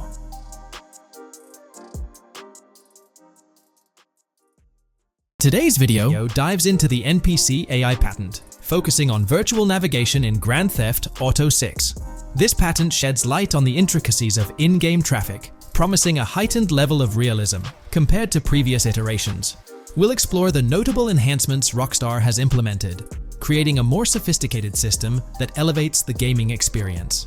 By examining various sources, we aim to provide a comprehensive overview of this navigation system, offering insights into what Rockstar has in store for NPC navigation in GTA 6. Let's delve into the details of this intriguing patent. System and method for virtual navigation in a gaming environment. Let's break down this patent for a moment. Essentially, it gives us insight into how non-playable characters operate within the game environment. They explain that NPCs' actions are controlled through artificial intelligence, allowing for real-time decision-making based on preset algorithms. In many systems, this is achieved through nodes and links, where each node contains important data that influences NPC movement. For example, in a game involving vehicles, this data could include factors like vehicle speed, lane width, road type, and number of lanes. Now, these nodes are essentially waypoints that NPCs follow to navigate from one point to another. In simpler sections of the road, these nodes might be connected linearly, guiding NPCs straightforwardly. But in more complex areas like junctions, the nodes become more intricate. Take a basic intersection, for instance. A vehicle approaching it would have several exit options, leading to a branching network of nodes. In older systems, like the one used in GTA 5, NPCs might make decisions at these junctions based on simple rules, sometimes leading to behaviors that seem a bit random. However, this conventional method has its limitations, especially when it comes to handling various factors like weather conditions, changing lanes, parking cars, or anticipating road exits. In these situations, the old system could falter, as NPCs might not adapt well to the dynamic environment. One downside of the node-based system is its limited capacity to replicate real-life factors that humans naturally consider. Another drawback is its constraint in automating NPCs effectively. Due to memory and processing limitations, only a set number of NPC-controlled cars can be spawned in the game. Naturally, players crave a more immersive experience with a greater number of NPC-controlled cars on the road. Moreover, in conventional systems, NPCs often repeat the same actions, and some may even disappear as players get closer to them. Additionally, in GTA 5, the system relies on local traffic avoidance for NPCs to steer clear of collisions. This means that NPCs continuously scan their immediate surroundings each frame for any obstacles like vehicles, pedestrians, or objects. Using a front-facing polygon, they gather data about the road layout and calculate the optimal steering angle to dodge obstacles or stay on the road. It's worth noting that this process occurs independently for each frame, without any reference to previous frames. This results in slower detection, as the system may not recognize a road blockage promptly. Instead, it interprets the obstruction as something to be avoided, without distinguishing it as a complete road blockage. Recognizing these limitations, Rockstar has engineered an NPC system that addresses these shortcomings of conventional systems. This advanced system efficiently manages NPC nodes and node graphs, yielding optimal outcomes while circumventing hardware and software constraints. NPCs in this system demonstrate heightened spatial awareness and adaptability, capable of altering routes based on real-time data from the environment. Moreover, this innovative system synergizes with the tagging mechanism discussed in earlier discussions.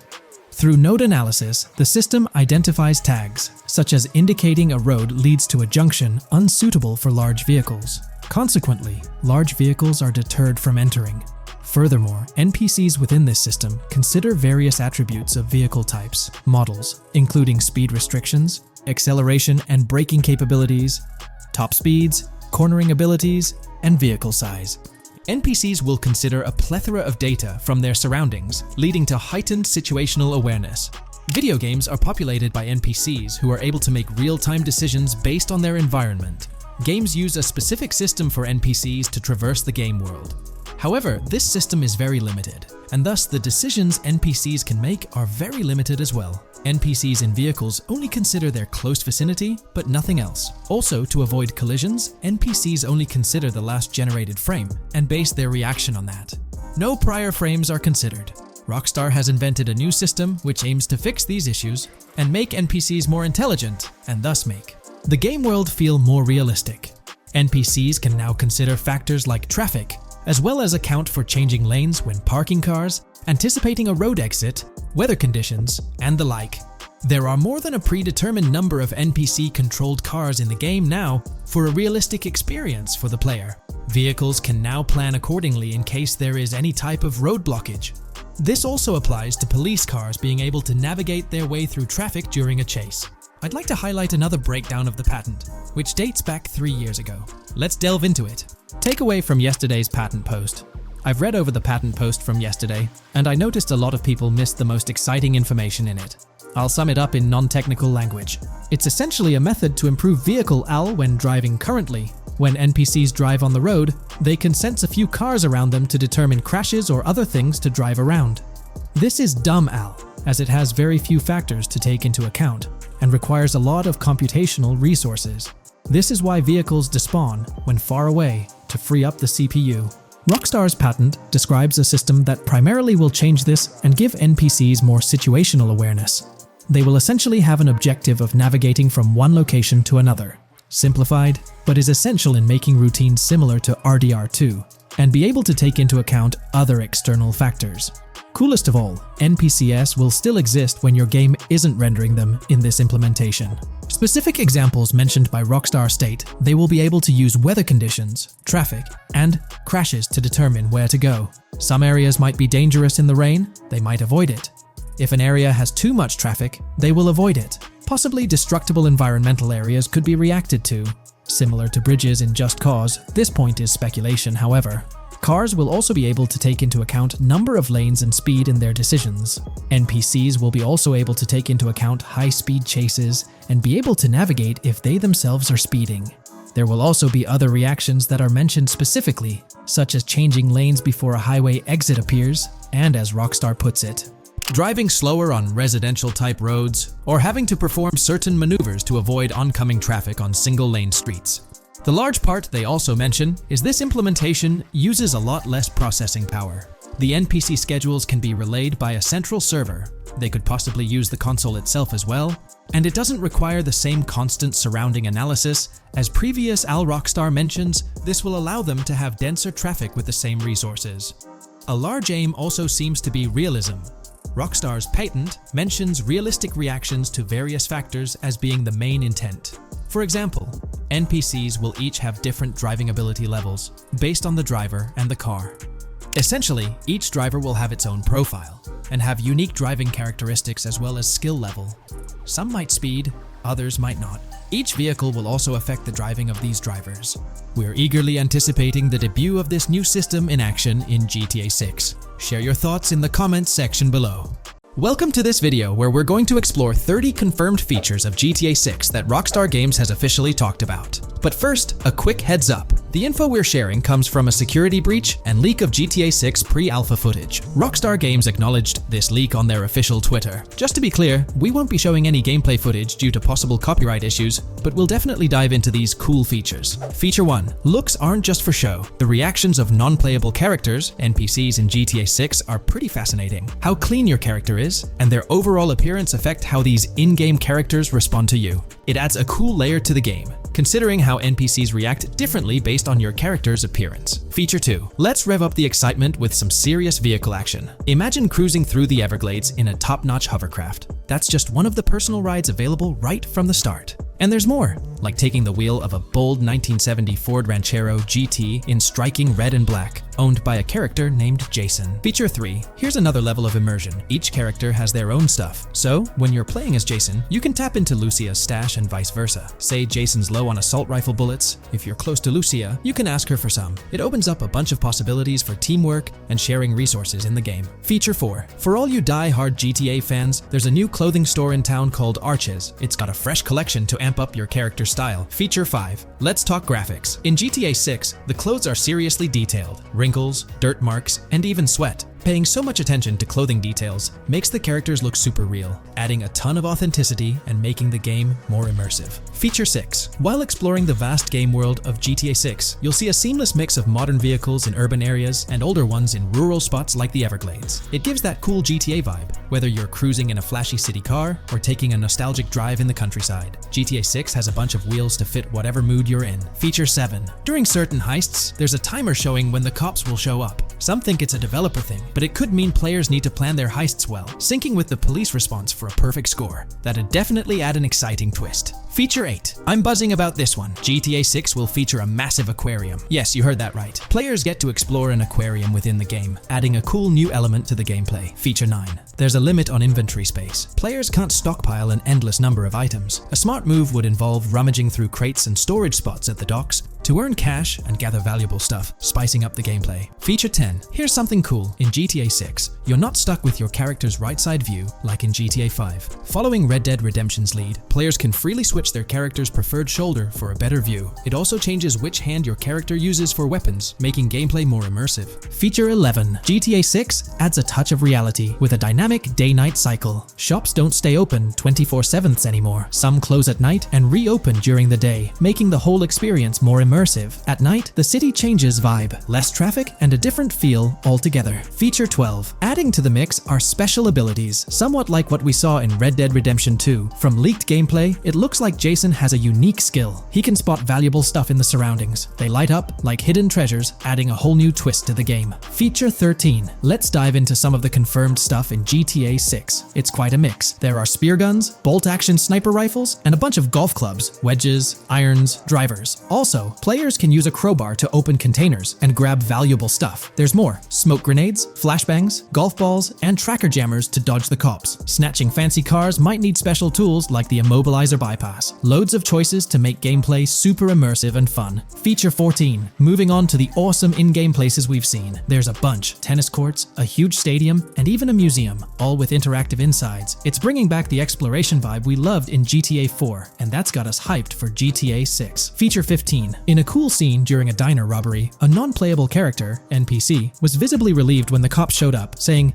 "Finally, thank heavens." This shows how smart the AI is in GTA 6, and it's a sign of Rockstar's attention to detail. Feature 16. Get ready for a huge and diverse map to roam around. GTA 6 covers the whole shebang of Vice City and its surroundings, offering tons to explore. You've got the bustling city, scenic beachfronts, Everglades-like grass rivers, the charm of Florida Keys, and the quaint Port Gellhorn. Port Gellhorn even gets its own police department, showing different areas with their own rules, kind of like what we saw in Red Dead Redemption 2. So, where's your first stop in GTA GTA 6? Drop your thoughts in the comments. Feature 17. Time for a tour of interiors in GTA 6. There's a bunch of places waiting to be discovered. One cool spot making a comeback is Escobar International Airport, giving us those Vice City vibes. Exploring the airport could unlock a load of side missions, opening up endless possibilities for adventures. Feature 18. Tourism's a big deal in GTA 6, making the game world feel alive. You'll stumble upon a clever take on a famous theme park, kinda like Disney World. It's a thrilling spot to dive into, and get this, there's even the International Space Station. Rockstar's really going all out to make GTA 6 an awesome experience. Feature 19. The characters you'll meet in GTA 6 have had some major upgrades. They come in all shapes and sizes, some towering and impressive, others more on the average or smaller side. This variety really brings the in-game city to life, making it feel more realistic. Rockstar's definitely set a high standard in gaming with this, and I can't wait to dive into this amazing world they've created. Feature 20 new gameplay features are here, and one that stands out is using assault rifles while inside a vehicle. It's going to shake up how players handle combat. Feature 21 money in GTA 6 works differently. You don't just magically get more cash in your bank account after robbing a store. Instead, you physically grab the cash from the store counter using a button. It makes the whole experience more real and interactive. Feature 22. Now this is wild. The vehicle customization options in GTA 6 are something else. When you get into a vehicle, hit the left D-pad for the vehicle options menu. You can tweak the seat, fix the steering wheel, and even jazz up the interior. There's talk that this might be limited to developers, but I'm hoping it's for everyone in the final game. Feature 23. There's a ton more to do in GTA 6. The game amps up interaction by letting you handle money, USB drives, weapons, food, and different clothes, giving you more control over the world. Feature 24 hats off to hat customization. In GTA 6, you can style your hat in different ways, showing off your fashion taste. It might seem small, but it makes your character really stand out. Feature 25. Here's a neat twist. When you're on the run and hijack a ride, your criminal description changes a bit, leaving out specific car details. This tricks witnesses and stops them from telling the cops about your getaway car. Smart move to stay hidden and adds a tactical side to the game. Feature 26. The big news? GTA 6 is officially scheduled to hit stores. Feature 27. Something fun and quirky. You can actually interact with gumball machines in the game and snag some gumballs. It's a small thing, but it adds a nice touch of reality to the game. Feature 28. Talking about the cops and what's happening in the game world. During gameplay, I saw the police doing traffic stops, DUI tests, and even searching vehicles. Also, the in-game map shows random NPC AI car accidents, and the cops rush in to handle these, making the virtual world feel genuinely chaotic. Feature 29. Time to talk weapons. GTA 6 brings a massive range of guns, from pistols to heavy artillery. With so many options, the action stays intense, making sure you're armed for any situation. Feature 30. GTA 6 is bringing in an inventory system, like what we saw in Red Dead Redemption 2. Looks like Lucia's got a sports bag hinting at that. Bonus features. Feature 31. Let's take a darker turn, handling bodies in the game. It adds a creepy level of realism. Players can deal with and move bodies, adding a whole different vibe to GTA 6. It'll be interesting to see how this affects the gameplay. Feature 32. NPCs in GTA 6 are shaping up to be super interesting. Rockstar's bringing in the immersive vibes we loved in Red Dead Redemption 2, and the potential here is huge. The improvements they've made could take the game to a whole new level. I'm super hyped to see what Rockstar's got up their sleeve. Feature 33. GTA 6 starts off with a bang, small-time heists, and the chance to rob small businesses, giving you a thrilling start. Feature 34. You'll get your hands on a bunch of tools to up your crime game in GTA 6. Lockpicks, hacking gadgets, and more are there to help you handle whatever challenges come your way. Having the right tools in your pocket makes the gameplay more lively and exciting. In today's video, we'll delve into the most recent iteration of the GTA 6 mapping endeavor. We'll explore the freshest alterations introduced to the map, including newly incorporated locales and adjusted road placements. Additionally, we'll examine some intriguing revelations stemming from the inaugural official trailer, such as the appearance of a swordfish. Furthermore, we aim to tackle one of the pivotal queries surrounding GTA 6, the extent of Rockstar's intention to amalgamate multiple states into the fictional entity of Leonida. We'll sift through all available clues, encompassing leaks and insights from the initial trailer, to shed light on the potential inclusion of Georgia in the game. Let's kick off by scrutinizing the latest rendition of the GTA 6 mapping endeavor. This most recent update, which debuted just a few hours ago, represents the pinnacle of this extensive fan-driven mapping project. Here's a peek at the current state of the GTA 6 map. We've got Vice City and Port Gilhorn in the mix, with tweaks made to both cities, along with some other spots on the map. Keep an eye out for changes like the prison from the opening shot and the Gator Keys. To kick things off, there's a fresh addition to Vice City known as Waning Sands. While details about this neighborhood are mostly speculative at this point, it's believed to be the setting for a pivotal scene from the trailer. You know, the one where Jason and Lucia dodge past a few police officers in their getaway vehicle. In this vicinity, you'll find the Evergreen Mall Center, prominently featured at the start of the scene. Keep an eye out for a sign on the right side of the frame, showcasing various stores set to be part of this plaza. In a recent mapping video, there was some speculation about whether this plaza would be fully accessible. While only part of the name MLE is visible at the top of the sign, it seems the mapping community is also leaning towards it being called Evergreen MLE. However, the exact location of the MLE within the plaza is still up for speculation. Notice how the buildings on the map are marked in red? Well, there are a few other speculative additions to Waning Sands. These include a gas station, Sailbolt K condos, and Cricket Club condos. Here's what we're using as a reference. You can catch a glimpse of the gas station roof along with other nearby buildings. In a previous video, we floated the idea that this could be Topgolf in Dalal, Florida. However, it seems unlikely now since the placement doesn't quite line up. But hey, let's hold off judgment until we know more. Now, let's talk about some updates in the positioning of various elements. The placement of several buildings, basements, speculative roads, metro, rail, crosstown, downtown, and Brickell has been tweaked. We're using yellow and purple lines to show the speculative metro and railway in Vice City. The metro system has seen some significant enhancements, especially in its connectivity to Vice City International Airport and the area between Crosstown and Brickell. The buildings in this vicinity have also been reorganized to more closely resemble their real-life counterparts.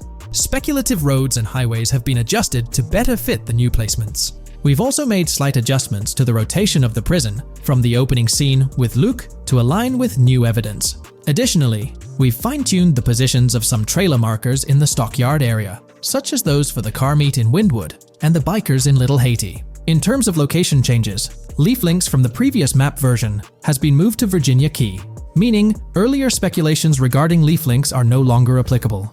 Furthermore, based on new radar map evidence, the shape of Picnic Island has been altered. Heading down south, you'll notice that Hamlet is no longer labeled as such. Instead, it's reverted to its real-life name, Homestead. This change suggests that Hamlet might be situated elsewhere in the game. Now, shifting our focus to Port Gellhorn, the other major city on the map, it's also undergone some updates. We've added more speculative details for the area across the body of water on the other side of Buer Bridge, incorporating new evidence into the mix. So, to sum up, those are the latest updates to the GTA 6 mapping project. Before we wrap up, let's delve into an interesting discovery from the first official trailer.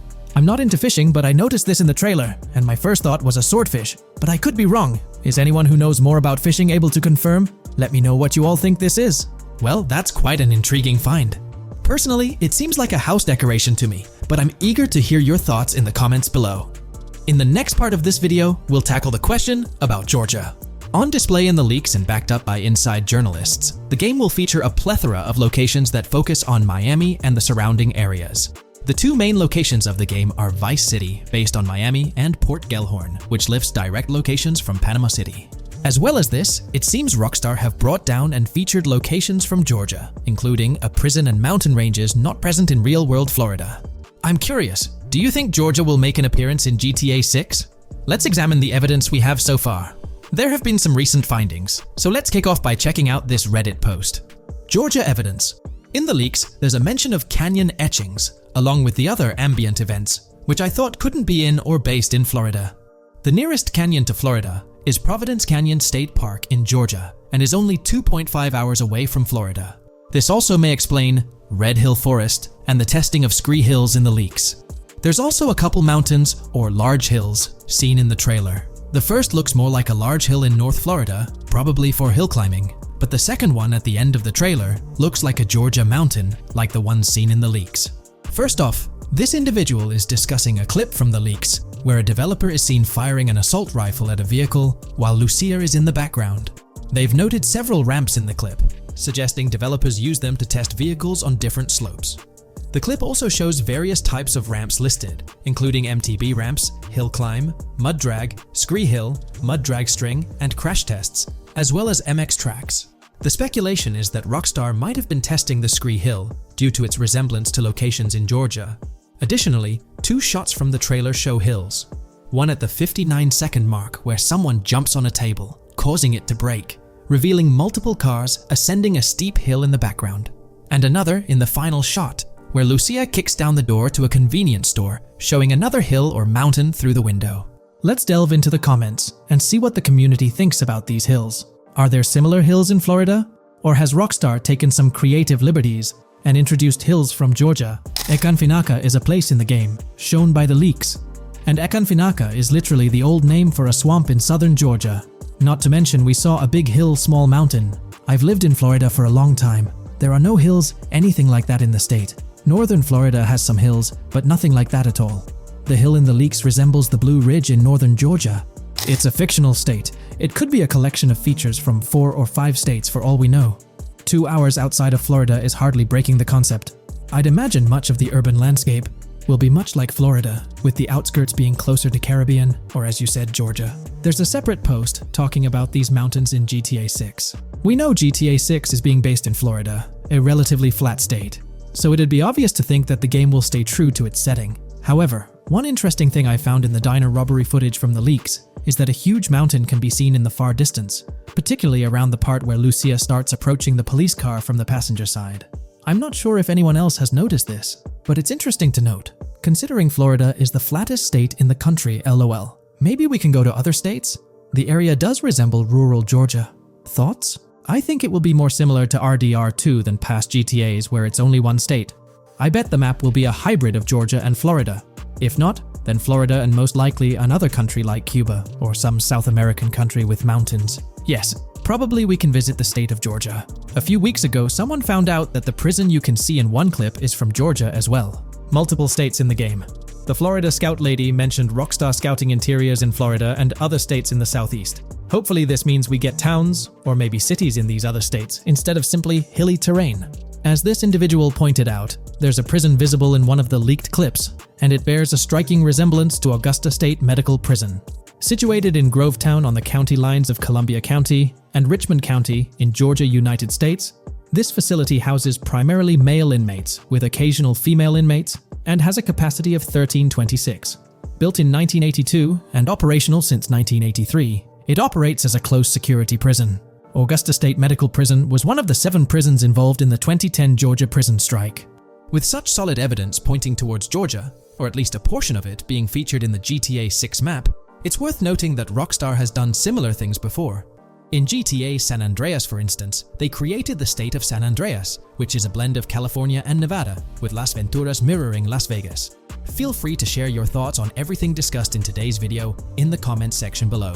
Hey there! In this video, we're diving into an upcoming terrain system in GTA 6, brought to you by Rockstar Games. Additionally, we'll explore some cool graphics enhancements like ambient occlusion, global illumination, and material tinting slated for the next GTA. The scoop comes straight from an official patent filed by Take-Two Interactive, Rockstar's parent company. So let's kick things off by checking out the patent titled Method and Apparatus for Enhanced Graphics Rendering in a Video Game Environment. According to Rockstar Games, the rendering of real-time graphics usually happens in a pipeline setup like this one. At the core of it, the process kicks off by handling 3D vertex information, moving on to render pixel-level details like light, color, and shadows. In the current systems, one or more shaders are employed for this pixel-level rendering. These shaders are essentially programs that operate on the GPU. The challenge in rendering lies in finding the right balance between realism and detail, while ensuring smooth performance, aiming for that higher frame rate. For example, a virtual world should illustrate various terrains that mirror a number of lifelike geographical areas. Each of these terrains can provide unique interactions with a virtual character in the video game. By way of example, a virtual player traveling through sand or snow should leave footprints that are different than the virtual player walking down a concrete sidewalk. However, because of the number of various terrains that need be accounted for, and the unique behavior of each terrain, conventional graphics systems do not have enough processing power to account for dynamic terrain and the associated interaction with players of the game. So, Rockstar Games developed a shader system for efficiently rendering various types of terrain with high realism. Let's take a peek at the system. The world level map, visible in the bottom right, outlines all the different dynamic terrains, such as muddy, sandy, grassy, hard ground, snowy, and more. Take a gander at this world level map showcasing the diverse terrains. Now, let's explore the various dynamic terrain zones within the game world. Using Red Dead Redemption 2 as an illustration, this world level map plays a pivotal role in determining the terrain that players or NPCs interact with. Essentially, it acts as the foundation to generate a trail map. Think of a trail map as a record of all the imprints left behind by characters, vehicles, and other objects, like the aftermath of explosions. Take this image for instance, showcasing how the snow has been altered by the actions of this NPC. Different shaders of the shader system are used for different terrain types and with different trail map types. For example, basic terrains do not require special shaders, while shallow mud terrains can advantageously benefit from a parallax surface shader to efficiently show ruts and tracks in the terrain with a high detail trail map. As an additional example, deep mud terrain may use a tessellation surface shader to model the ruts and tracks in the mud. You might be aware that in Red Dead Redemption 2, you can leave realistic footprints in the snow and mud. Rockstar explained that they employ two shaders for this effect: parallax maps and desolation. These shaders create a convincing illusion of high-level deformation, where footprints appear on the terrain's surface. In reality, the surface is warped but not physically deformed, ensuring a smooth and polished movement experience. In GTA 6, they're applying the same technique to bring an extra layer of realism. This will be particularly noticeable with explosions, firing RPGs at the ground, walking through mud, or driving vehicles through it, each leaving distinct tracks based on the terrain. RPGs, for instance, will create craters on the ground. This adds a significant level of interactivity, making it feel like you're genuinely impacting the game world in real time. Despite it being an illusion, the result will be remarkably realistic, akin to the snow in Red Dead Redemption 2. To sum it up, this graphics rendering patent encompasses the dynamic terrain, ambient occlusion, global illumination, and material tinting, all exciting new features making their way to GTA 6. Rockstar has invented and patented new graphics rendering systems, which aims to fix some of the problems of traditional graphics rendering systems to make graphics rendering more efficient, thus improving performance and allowing for better, more realistic, and more immersive visuals. Dynamic terrain system. This is a system that records and creates trail maps which make it possible that terrains can be visually deformed when being interacted with in various ways. Players, NPCs, vehicles, objects, and explosions can affect the terrain. For example, leaving footprints or vehicle tracks in sand can be seen in action in Trailer 1. Explosions will leave craters in the terrain as well. It's also possible for certain changes to the terrain to disappear over time. For example, footprints and tracks in mud disappearing after some time, since the viscosity of mud makes it return to its normal state after some time. There are different types of terrains, for example, muddy, sandy, hard ground, grassy, or snowy terrain. Each type of terrain will react differently. A sandy terrain will be more easily deformed than a grassy terrain, for example. In the initial part of our video, we delved into the rendering pipeline, which also incorporates a lighting stage. While conventional systems often utilize cube maps for pre-rendering lighting, it's worth noting that this is mainly for static elements. When it comes to dynamic characters, pre-computed lighting falls short in accommodating changes from objects within the scene. Although ambient occlusion can be pre-baked, it lacks the capability to update dynamically. Realism takes a hit due to this. Conventional systems often incorporate static lights to mimic reflected light, like sunlight bouncing off the ground and under a table. However, this static approach fails to update with changes in the light source. To address these challenges, Rockstar has patented new systems. Ambient occlusion. This is a graphics technique that can be utilized in multiple forms to determine how light and shading are displayed on an object. It can lead to darkened areas, enhanced contrast, and improved surfaces due to this technology. This patent's ambient occlusion system offers some special advantages. Determined by either preset or randomized assets based on developer discretion, the lighting can greatly provide a new vision to world building to make certain areas stand out, akin to a real-life setting. Global illumination. Global illumination is a graphics rendering technique that models how light is bounced off of surfaces onto other surfaces in direct light, rather than being limited to just the light that hits a surface directly from a light source, direct light. Rockstar's system detailed in this patent uses a bounce map that is projected in a top-down fashion to determine reflected light off of the ground. This bounce map is then converted into a texture that provides an approximation for the expected bounce back of light. This simulates the effect that would be achieved rendering the multiple passes of lighting to account for the natural bounce reflections. The bounce map can then be integrated into the lighting pipeline. During this, a technique is used to determine the area that needs this extra pass for each frame. This way, only the visible and required area is rendered with this technique, thus making it very efficient and less performance intensive. Overall, this provides many of the benefits of ray tracing without the computational expense. Ray-traced global illumination will probably still be in the game. For example, Lucia prison clip in Trailer 1. This special system is just a way to render large-scale global illumination efficiently. Now, let's touch on the final problem that Rockstar has addressed through this patent with conventional systems. Finally, as another example, to develop a rich and engaging game world, it is advantageous to populate the world with variations of similar objects. In other words, you do not want every simulated person, cow, gun, car, cart, ship, or animal generated in the game to look the same. Because the 3D model for many of these objects would be identical, variation was traditionally accomplished by creating different texture files to paint a different look on the object. For example, 2 variants of a cow model could be created, one with a texture to create a brown cow, and the other with a texture to create a black cow. These prior art systems created the desired variety at the cost of artist time, computer memory, and resources to maintain a multitude of different hand-authored variants for each in-game object. To combat this, Rockstar is introducing material tinting. RDR2 had a system that could tint the color of clothes to create far more variations on NPCs. This new patent is an evolution of that system and allows for creating of several in-game object variants from a single model. It can not only modify an object's colors, but other material properties, such as metalness and lighting parameters, or add additional layers to it, such as mud, snow, or dust as well. Envision the extent of customization that awaits in this game. Summing up the official patent for graphics rendering, it's evident that Rockstar has elevated numerous systems from Red Dead Redemption 2. Share your thoughts on everything covered in today's video in the comments below. In today's video, I'll be discussing the recent developments in the GTA 6 mapping project.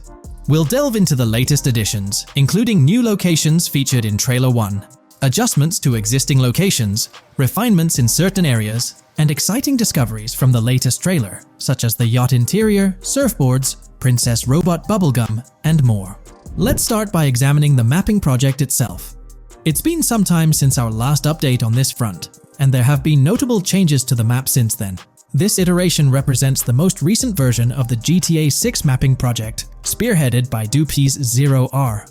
Below, you'll find a roster of individuals who have contributed to this endeavor, and it's worth noting that this list has been recently updated.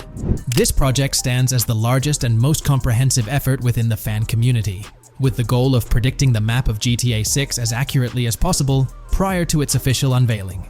DuPZ0R mentioned that there's still an extensive list of elements to incorporate and modify, but for now, this update suffices. Anticipate further alterations to the map in subsequent updates.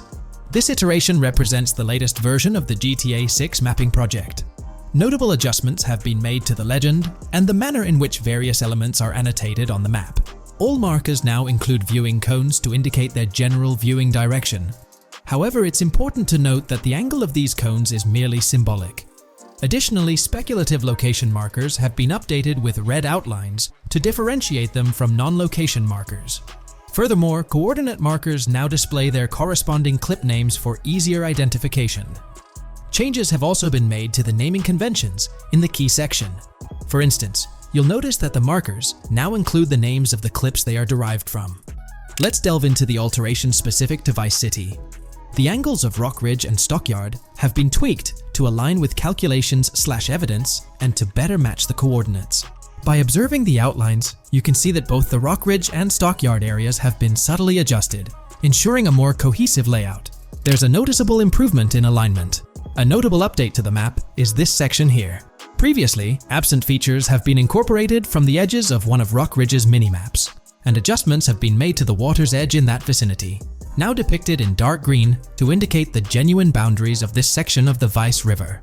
Additionally, several buildings in the Rock Ridge area have been identified, including the Rock Ridge Community Research Center, Miami Police Department, Venture Apartments, Orange and Pink, 7071 Warren Thacker Manor, inspired by Martin Fine Villa, Palace Cafe and Diary, all sourced from leaks. Furthermore, there are 2 speculative markers outlined in red, representing locations from the trailer. One in Rock Ridge is speculated to be the Hammer Hamlet Ladies location, while the other marks the high roller scene from the trailer. You can find the timestamps for both scenes on the map. Updates have been made to the route of the I-404, incorporating new evidence. This includes adjustments in Vice Beach and the positioning of the road near Rock Ridge. Notably, there have been alterations to the highway section near the airport. Additionally, speculative terrain and building positions in Washington Beach have been revised to align more closely with the evidence. Changes have been made to the shapes and locations of the Ritz-Carlton Bal Harbour, Akoya condos, and Jade Ocean condos. Furthermore, alongside the speculative road and landmass in the Bayfront Heights area, the Y Vice City and Gate/Continental hotels have been included in the Vice Beach vicinity. Additionally, several minor adjustments and fixes have been implemented. Regarding the Vice Beach area, there have been additions of new buildings supported by recent evidence. These include 200 Ocean Drive, 260 Ocean Drive, 1043 Washington Avenue, Beach Park Hotel, and Council Towers North. Moreover, over at Brickell Key Island, 2 new buildings, Brickell Key 1 and Brickell Key 2, have been introduced. Additionally, corrections have been made to the names of the Tequesta Point locations, accurately reflecting their respective positions. Now, let's shift our focus away from Vice City. Firstly, an error regarding St. Joseph has been rectified. Previously labeled in purple, it should have been marked in red to signify that this name hasn't been confirmed in the leaks, but is either speculative or based on real-life data. Moving westward towards Port Gellhorn, there have been notable additions to the leaked industrial area opposite the state prison, along with improvements to the prison itself. Several speculative structures, highlighted in red, including a water tower and industrial buildings, have been incorporated, along with a cell tower across from the prison. Heading south to the quays, significant improvements have been made. Adjustments to the landmass near the camera location, where the shot with the Dodal seaplane occurs, have been made based on speculative evidence. An airbase/runway has been added, along with guard booth and barriers visible in the trailer. Additionally, 2 speculative buildings marked in red, as well as the speculative Naval Area Station, have been included. That wraps up all the updates to the GTA 6 mapping project. Share your thoughts in the comments below. There have been some significant changes with this update. But now, let's shift our attention to the discoveries made in the trailer. I also wanted to touch on these findings in this video. This marks the initial Reddit post. In the GTA 6 trailer, you can see through the yacht windows and see the interior even though it's very far away. However, in GTA 5, you can't at all see the interior even from close-up. We will probably get inside the yacht and maybe even houses, or at least see inside it. In the shot of the Venetian island, it's evident that there will be a high density of yachts. It seems that the boats will be easily accessible, and based on the leaked shot featuring Jason on a boat from 2022, it's probable that players will have the freedom to enter, drive, and explore yachts like the catamaran seen in the opening scene of the trailer. Now, on to the next discovery, surfboards. Know a lot of people been talking about surfing, and while there's still nothing indicating it being an interactive minigame, surfboards are in-game and seen in the trailer. Surfboards were in 5, but only on the tops of certain cars, and a few static ones at the beach. What do you all think? Will surfboards act as decorations like they were in 5? Or will it be a fully fledged minigame? Personally, I'm not fully convinced yet, but if NPCs do have actual schedules/lives, I can't see things like surfboards just being static, especially at the beach. My guess is we'll see NPCs bring their own items to and from the beach, including surfboards, but the interactiveness is still in question. From the leaks, there hasn't been any information indicating that surfing will be an interactive activity in the game. Nonetheless, there have been numerous articles discussing this possibility, like the one mentioned here. Major GTA 6 leak allegedly hints at surfing to debut in series.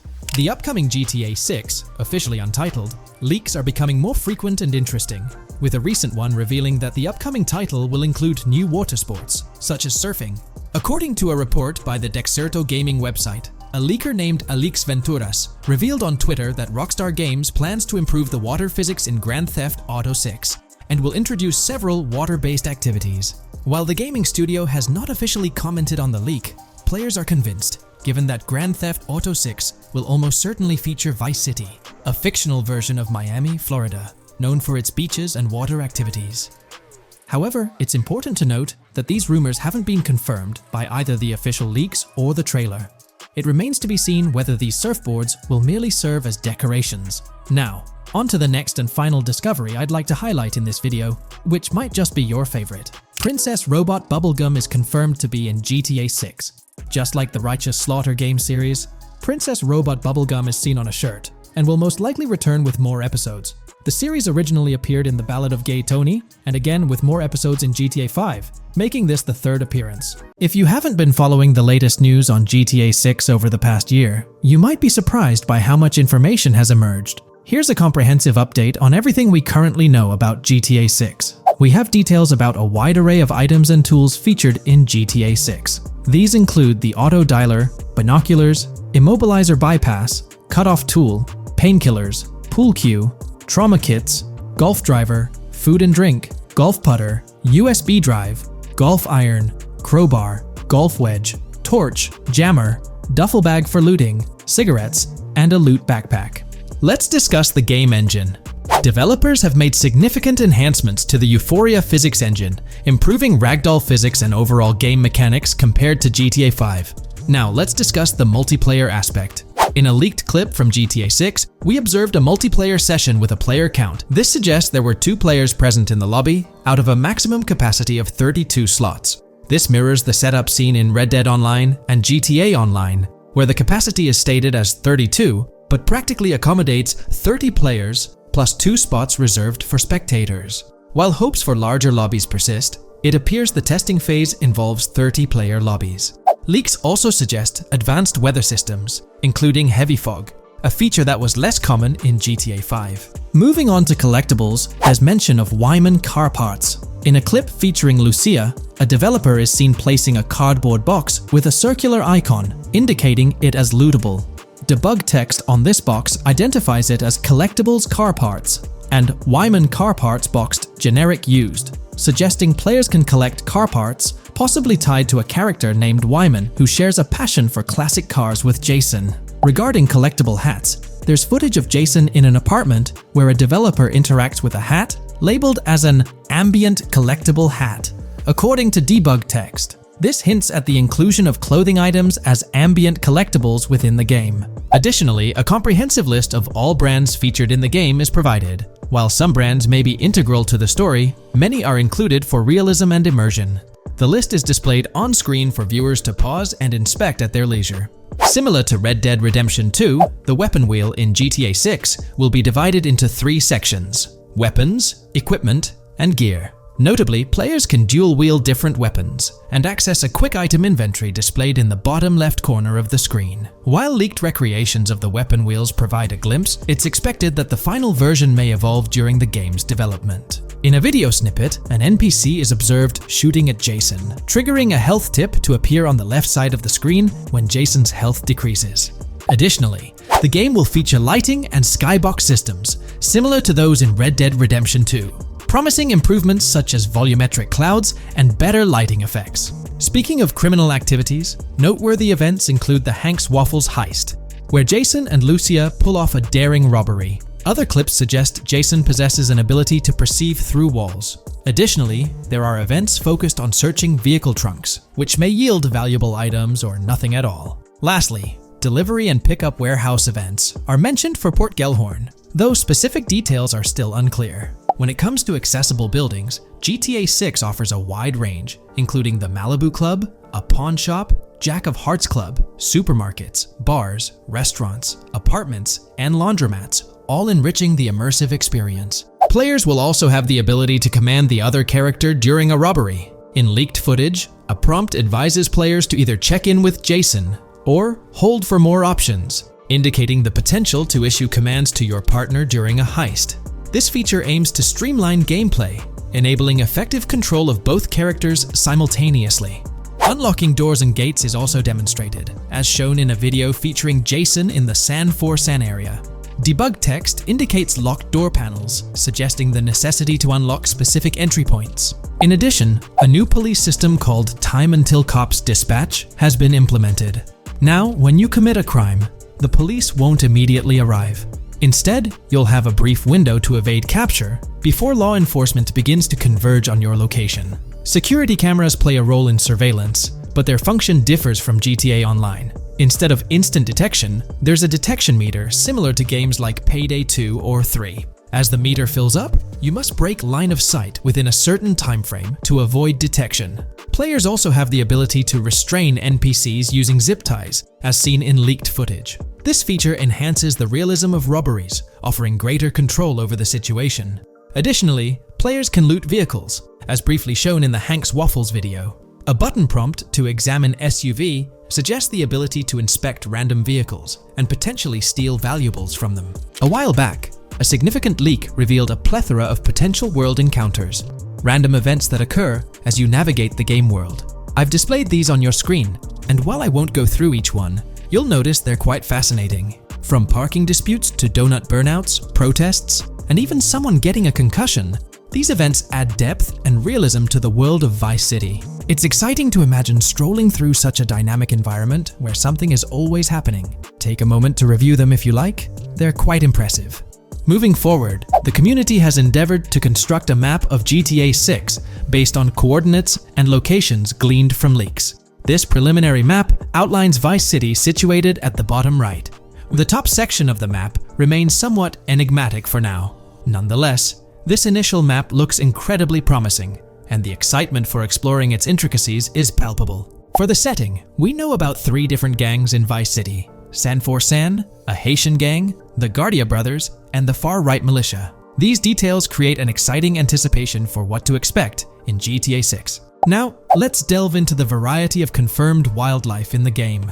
Players can expect encounters with snakes, seagulls, skunks, raccoons, alligators, wading birds, squirrels, southern leopard frogs, crayfish, lizards, skunk apes, pigeons, opossums, and even whales. While these are the animals confirmed so far, we anticipate discovering more upon the game's release. These are the species we're aware of at present. Fences in GTA 6 are not just physical barriers to jump over or drive through.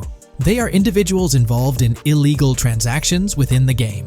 Acting as middlemen, these characters buy illegal items from players to resell them to others. Now, let's explore the AI witness system and police recognition feature, which are notably significant.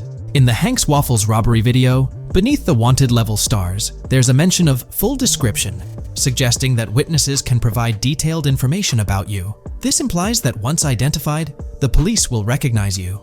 When Lucia enters a police vehicle, there's initially no vehicle description, but this quickly changes to a full vehicle description. This indicates that law enforcement will possess detailed information about your vehicle. Moreover, the text warns that any vehicle seen entering will be noted by the authorities. This suggests that even after losing a wanted level, if spotted again in the same vehicle, the police will pursue and apprehend you. During the robbery scene, Jason attempts to prevent customers with yellow icons above their heads from calling the cops or fleeing. Additionally, a female NPC inside the diner exhibits similar behavior, with her icon flickering as Lucia leaves, turning red when surrounded by cops, and then fleeing upon spotting Lucia. These advanced NPC systems indicate a more sophisticated interaction model. Regarding item sharing, Jason and Lucia appear to be able to share items between them.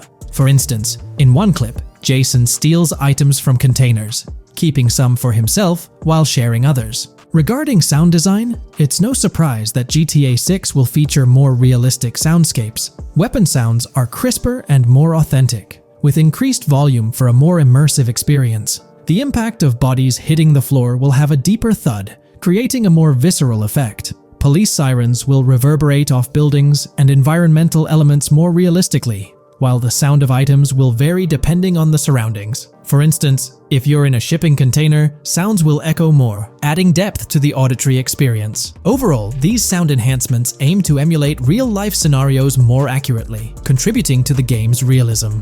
Moving on, we have an extensive list of every confirmed vehicle slated to appear in GTA 6, sourced from both the game files and leaks. I covered these in detail in a previous video, so I won't repeat them here. However, I've provided them on your screen for your reference. If you're interested in exploring the full list yourself, you can find them on page 30 of the document. The game features improved vehicle damage and handling, as seen in clips where crashes result in realistic effects, like splitting front fenders and bending car hoods.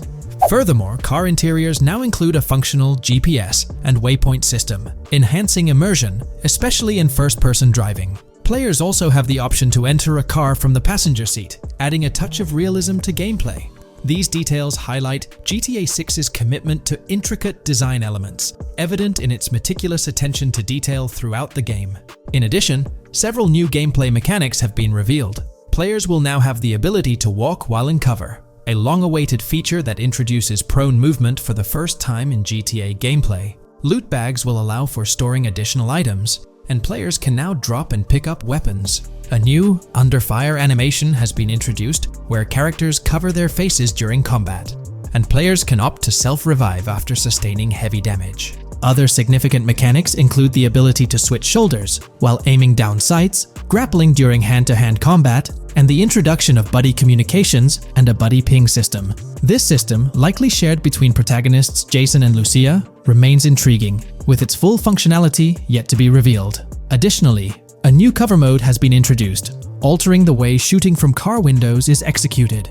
Characters will now fully lean out of windows, enabling full 360-degree shooting. Furthermore, a new ability system has been introduced, potentially exclusive to Jason, allowing for a form of wall perception. Whether Lucia will possess this ability remains uncertain. Players can also interact with a greater variety of objects and NPCs, engaging in actions such as carrying bodies, committing robberies, issuing threats, and conversing during criminal activities. Moreover, the ability to pick up additional items, such as beer bottles and cans, enhances the overall gameplay experience. Let's explore some of the exciting new gameplay systems. Firstly, there's the introduction of money laundering, hinted at during the Hank's Waffles robbery. An icon found near the car wash property featured a washing machine with a $sign, suggesting potential opportunities for money laundering. This implies that players may be able to purchase properties with the intent of laundering money, although specific details on mechanics remain undisclosed. Nevertheless, it appears players will once again have the option to acquire certain types of businesses for illicit activities. Additionally, there's a confirmed lineup of weapons, which includes a rocket launcher, assault rifle, baseball bat, polymer pistol, knife, bolt-action sniper rifle, Molotov cocktail, spear gun, which is intriguing, smoke grenade, compact SMG, flashbang, micro SMG, sniper rifle, heavy machine gun, auto rifle, and pump-action shotgun. Moreover, glimpses of Jason in various states, sporting different hair lengths and facial hairstyles, suggest a hair growth system akin to Red Dead Redemption 2. This feature seems highly likely given the game's lineage. In terms of sustenance, players can consume items directly from their inventory. In a scene at a gas station, Jason adds wine, soda, and fruit to his inventory, highlighting the ability to eat and drink on the go, akin to mechanics seen in Red Dead and GTA Online. In GTA 6, you can expect to encounter raccoons rummaging through trash cans and stealing food bags. This is evidenced in the game files, which document 3 world events: raccoon climbing out of garbage, raccoon rummaging through trash, and raccoon stealing food. While there are numerous intricate details to explore, we've uncovered a multitude of confirmed locations spread across Vice City and its surrounding areas. Naturally, Vice City serves as the central hub, encompassing neighborhoods such as Edgewater, North Vice City, Rock Ridge, Little Haiti, Vice Beach, South Beach, Washington Beach, and Key Biscayne. Additionally, there's Port Gellhorn, which appears to be a distinct city akin to Sandy Shores or Palito Bay from previous games. Other notable spots include Yorktown, Ambrosia, Sundown, The Keys, La Pearl, Red Hill, Lake Leonida, Hamlet, Stockyard, Homestead, Grass Rivers, Ikenfaka, various underwater locations, and more. Each of these locales is meticulously detailed, with numerous mini locations nestled within them. It's remarkable how much information we already have about the game's expansive geography. In GTA 6, if your character sustains injuries, health will regenerate slowly over time. To expedite recovery, you can access the weapon wheel and utilize a healing item. Unlike GTA 5, where health only regenerates up to 50% naturally and requires snacks for full recovery, GTA 6 appears to allow for natural regeneration to full health, albeit at a slower rate.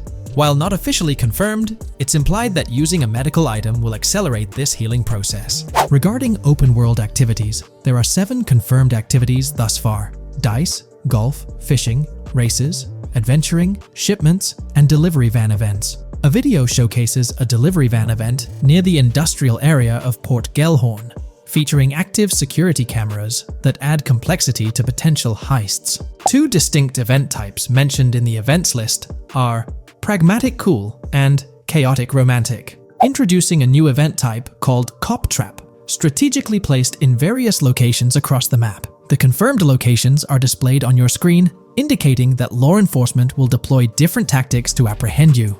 Next, let's explore the array of new features spanning 2 full pages. Firstly, an enhanced AI system is showcased in a video, where enemy AI targets Lucia once she turns around. These adversaries demonstrate improved decision-making, adapting their shooting tactics dynamically based on the situation. Notably, they adjust their positioning relative to nearby objects, aiming to avoid frustrating head-glitching tactics. Additionally, they display more tactical behaviors, such as lowering their profile during reloads and employing lateral strafing while firing. NPC behavior has also undergone enhancements, with AI groups no longer wandering individually, but moving in clusters, reminiscent of the dynamics seen in Red Dead Redemption 2. This is evident in a video where Lucia encounters a group of tourists engaged in conversation as they pass by. This enriches pedestrian interactions beyond the independent roaming seen in GTA 5, now featuring diverse groups and even couples strolling together, enhancing the game's realism. A new gameplay feature allows players to surrender to the police during a robbery, introducing an intriguing dynamic with consequences yet to be fully revealed. Additionally, players can purchase gumballs from vending machines, potentially serving as a health boost, although specific effects remain speculative. Similar to GTA 5, your character's attire will accumulate dirt over time, adding a layer of realism. Hacking will also be a significant element, with Lucia seen carrying various hacking tools, though it's unclear if Jason will have access to these tools as well. Previous leaks suggested Lucia's role as the designated hacker, but further details will emerge in due course. Expect an enhanced car hijacking system in GTA 6. For example, the inclusion of an immobilizer bypass suggests that stealing luxury cars will be more challenging. Additionally, a tool called a Slim Jim will be used to unlock older vehicles, adding complexity to car theft.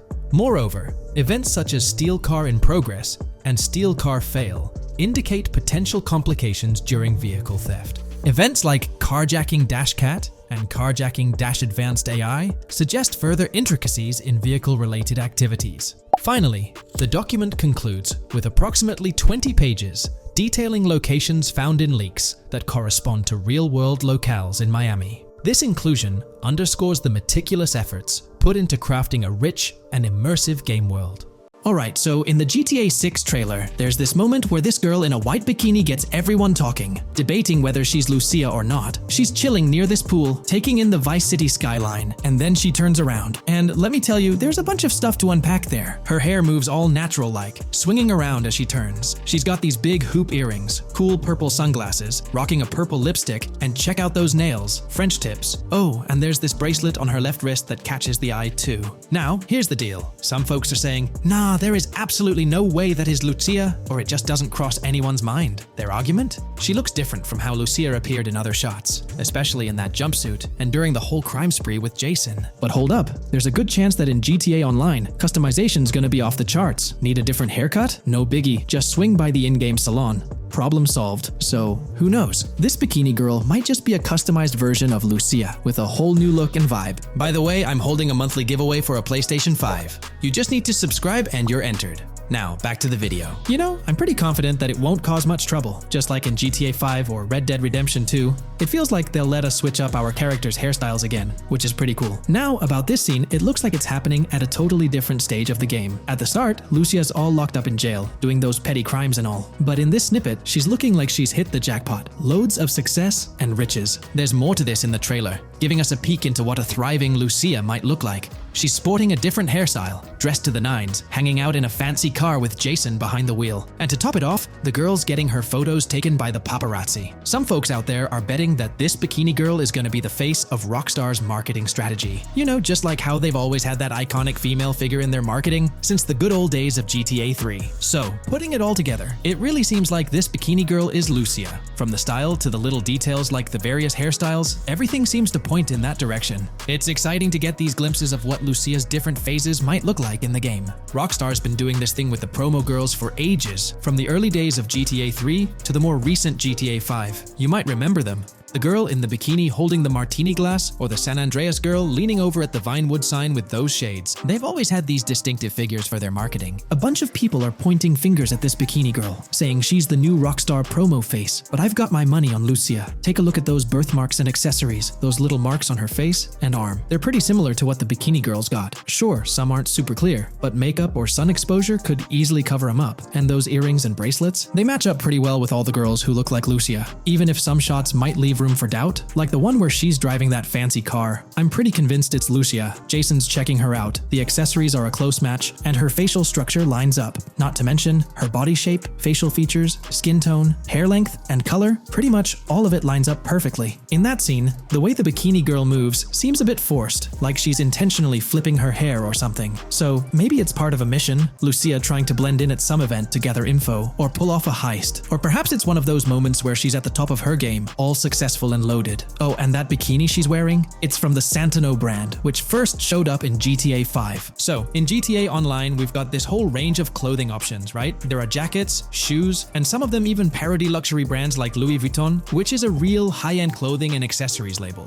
Now, some people are throwing around this theory that the bikini girl might be a returning character from the old GTA Vice City like Mercedes Cortez, but honestly, that's way off. Vice City was set in the 80s, and GTA 6 is gonna be in the present, like probably around 2023. So, the timelines just don't add up. Even though this bikini girl looks a bit different and acts a bit like an influencer, I'm pretty convinced she's Lucia. She's got those same body features and face structure as Lucia, and Lucia's a game changer as the first leading lady in modern Rockstar games. Before her, female characters mostly played supporting roles, or were just NPCs in GTA games, never the main focus. Rockstar tends to put a lot of effort into their main characters. The little differences like the sunglasses or lipstick don't bother me much. We know there'll be in-game stuff you can buy, like accessories. And hey, being able to change hairstyles was a big deal in games like Red Dead Redemption 2 and GTA 5. So, I'm pretty confident that the girl in that white bikini on that Vice City rooftop is Lucia. But yeah, I get it, there's gonna be a lot of chatter and debate. Remember the crazy theories from past GTA trailers? Like people saying the homeless guy was Nico Bellic, or that Michael was an older Tommy Vercetti? It's always possible I might be wrong. But to me, it all seems to point to Lucia here.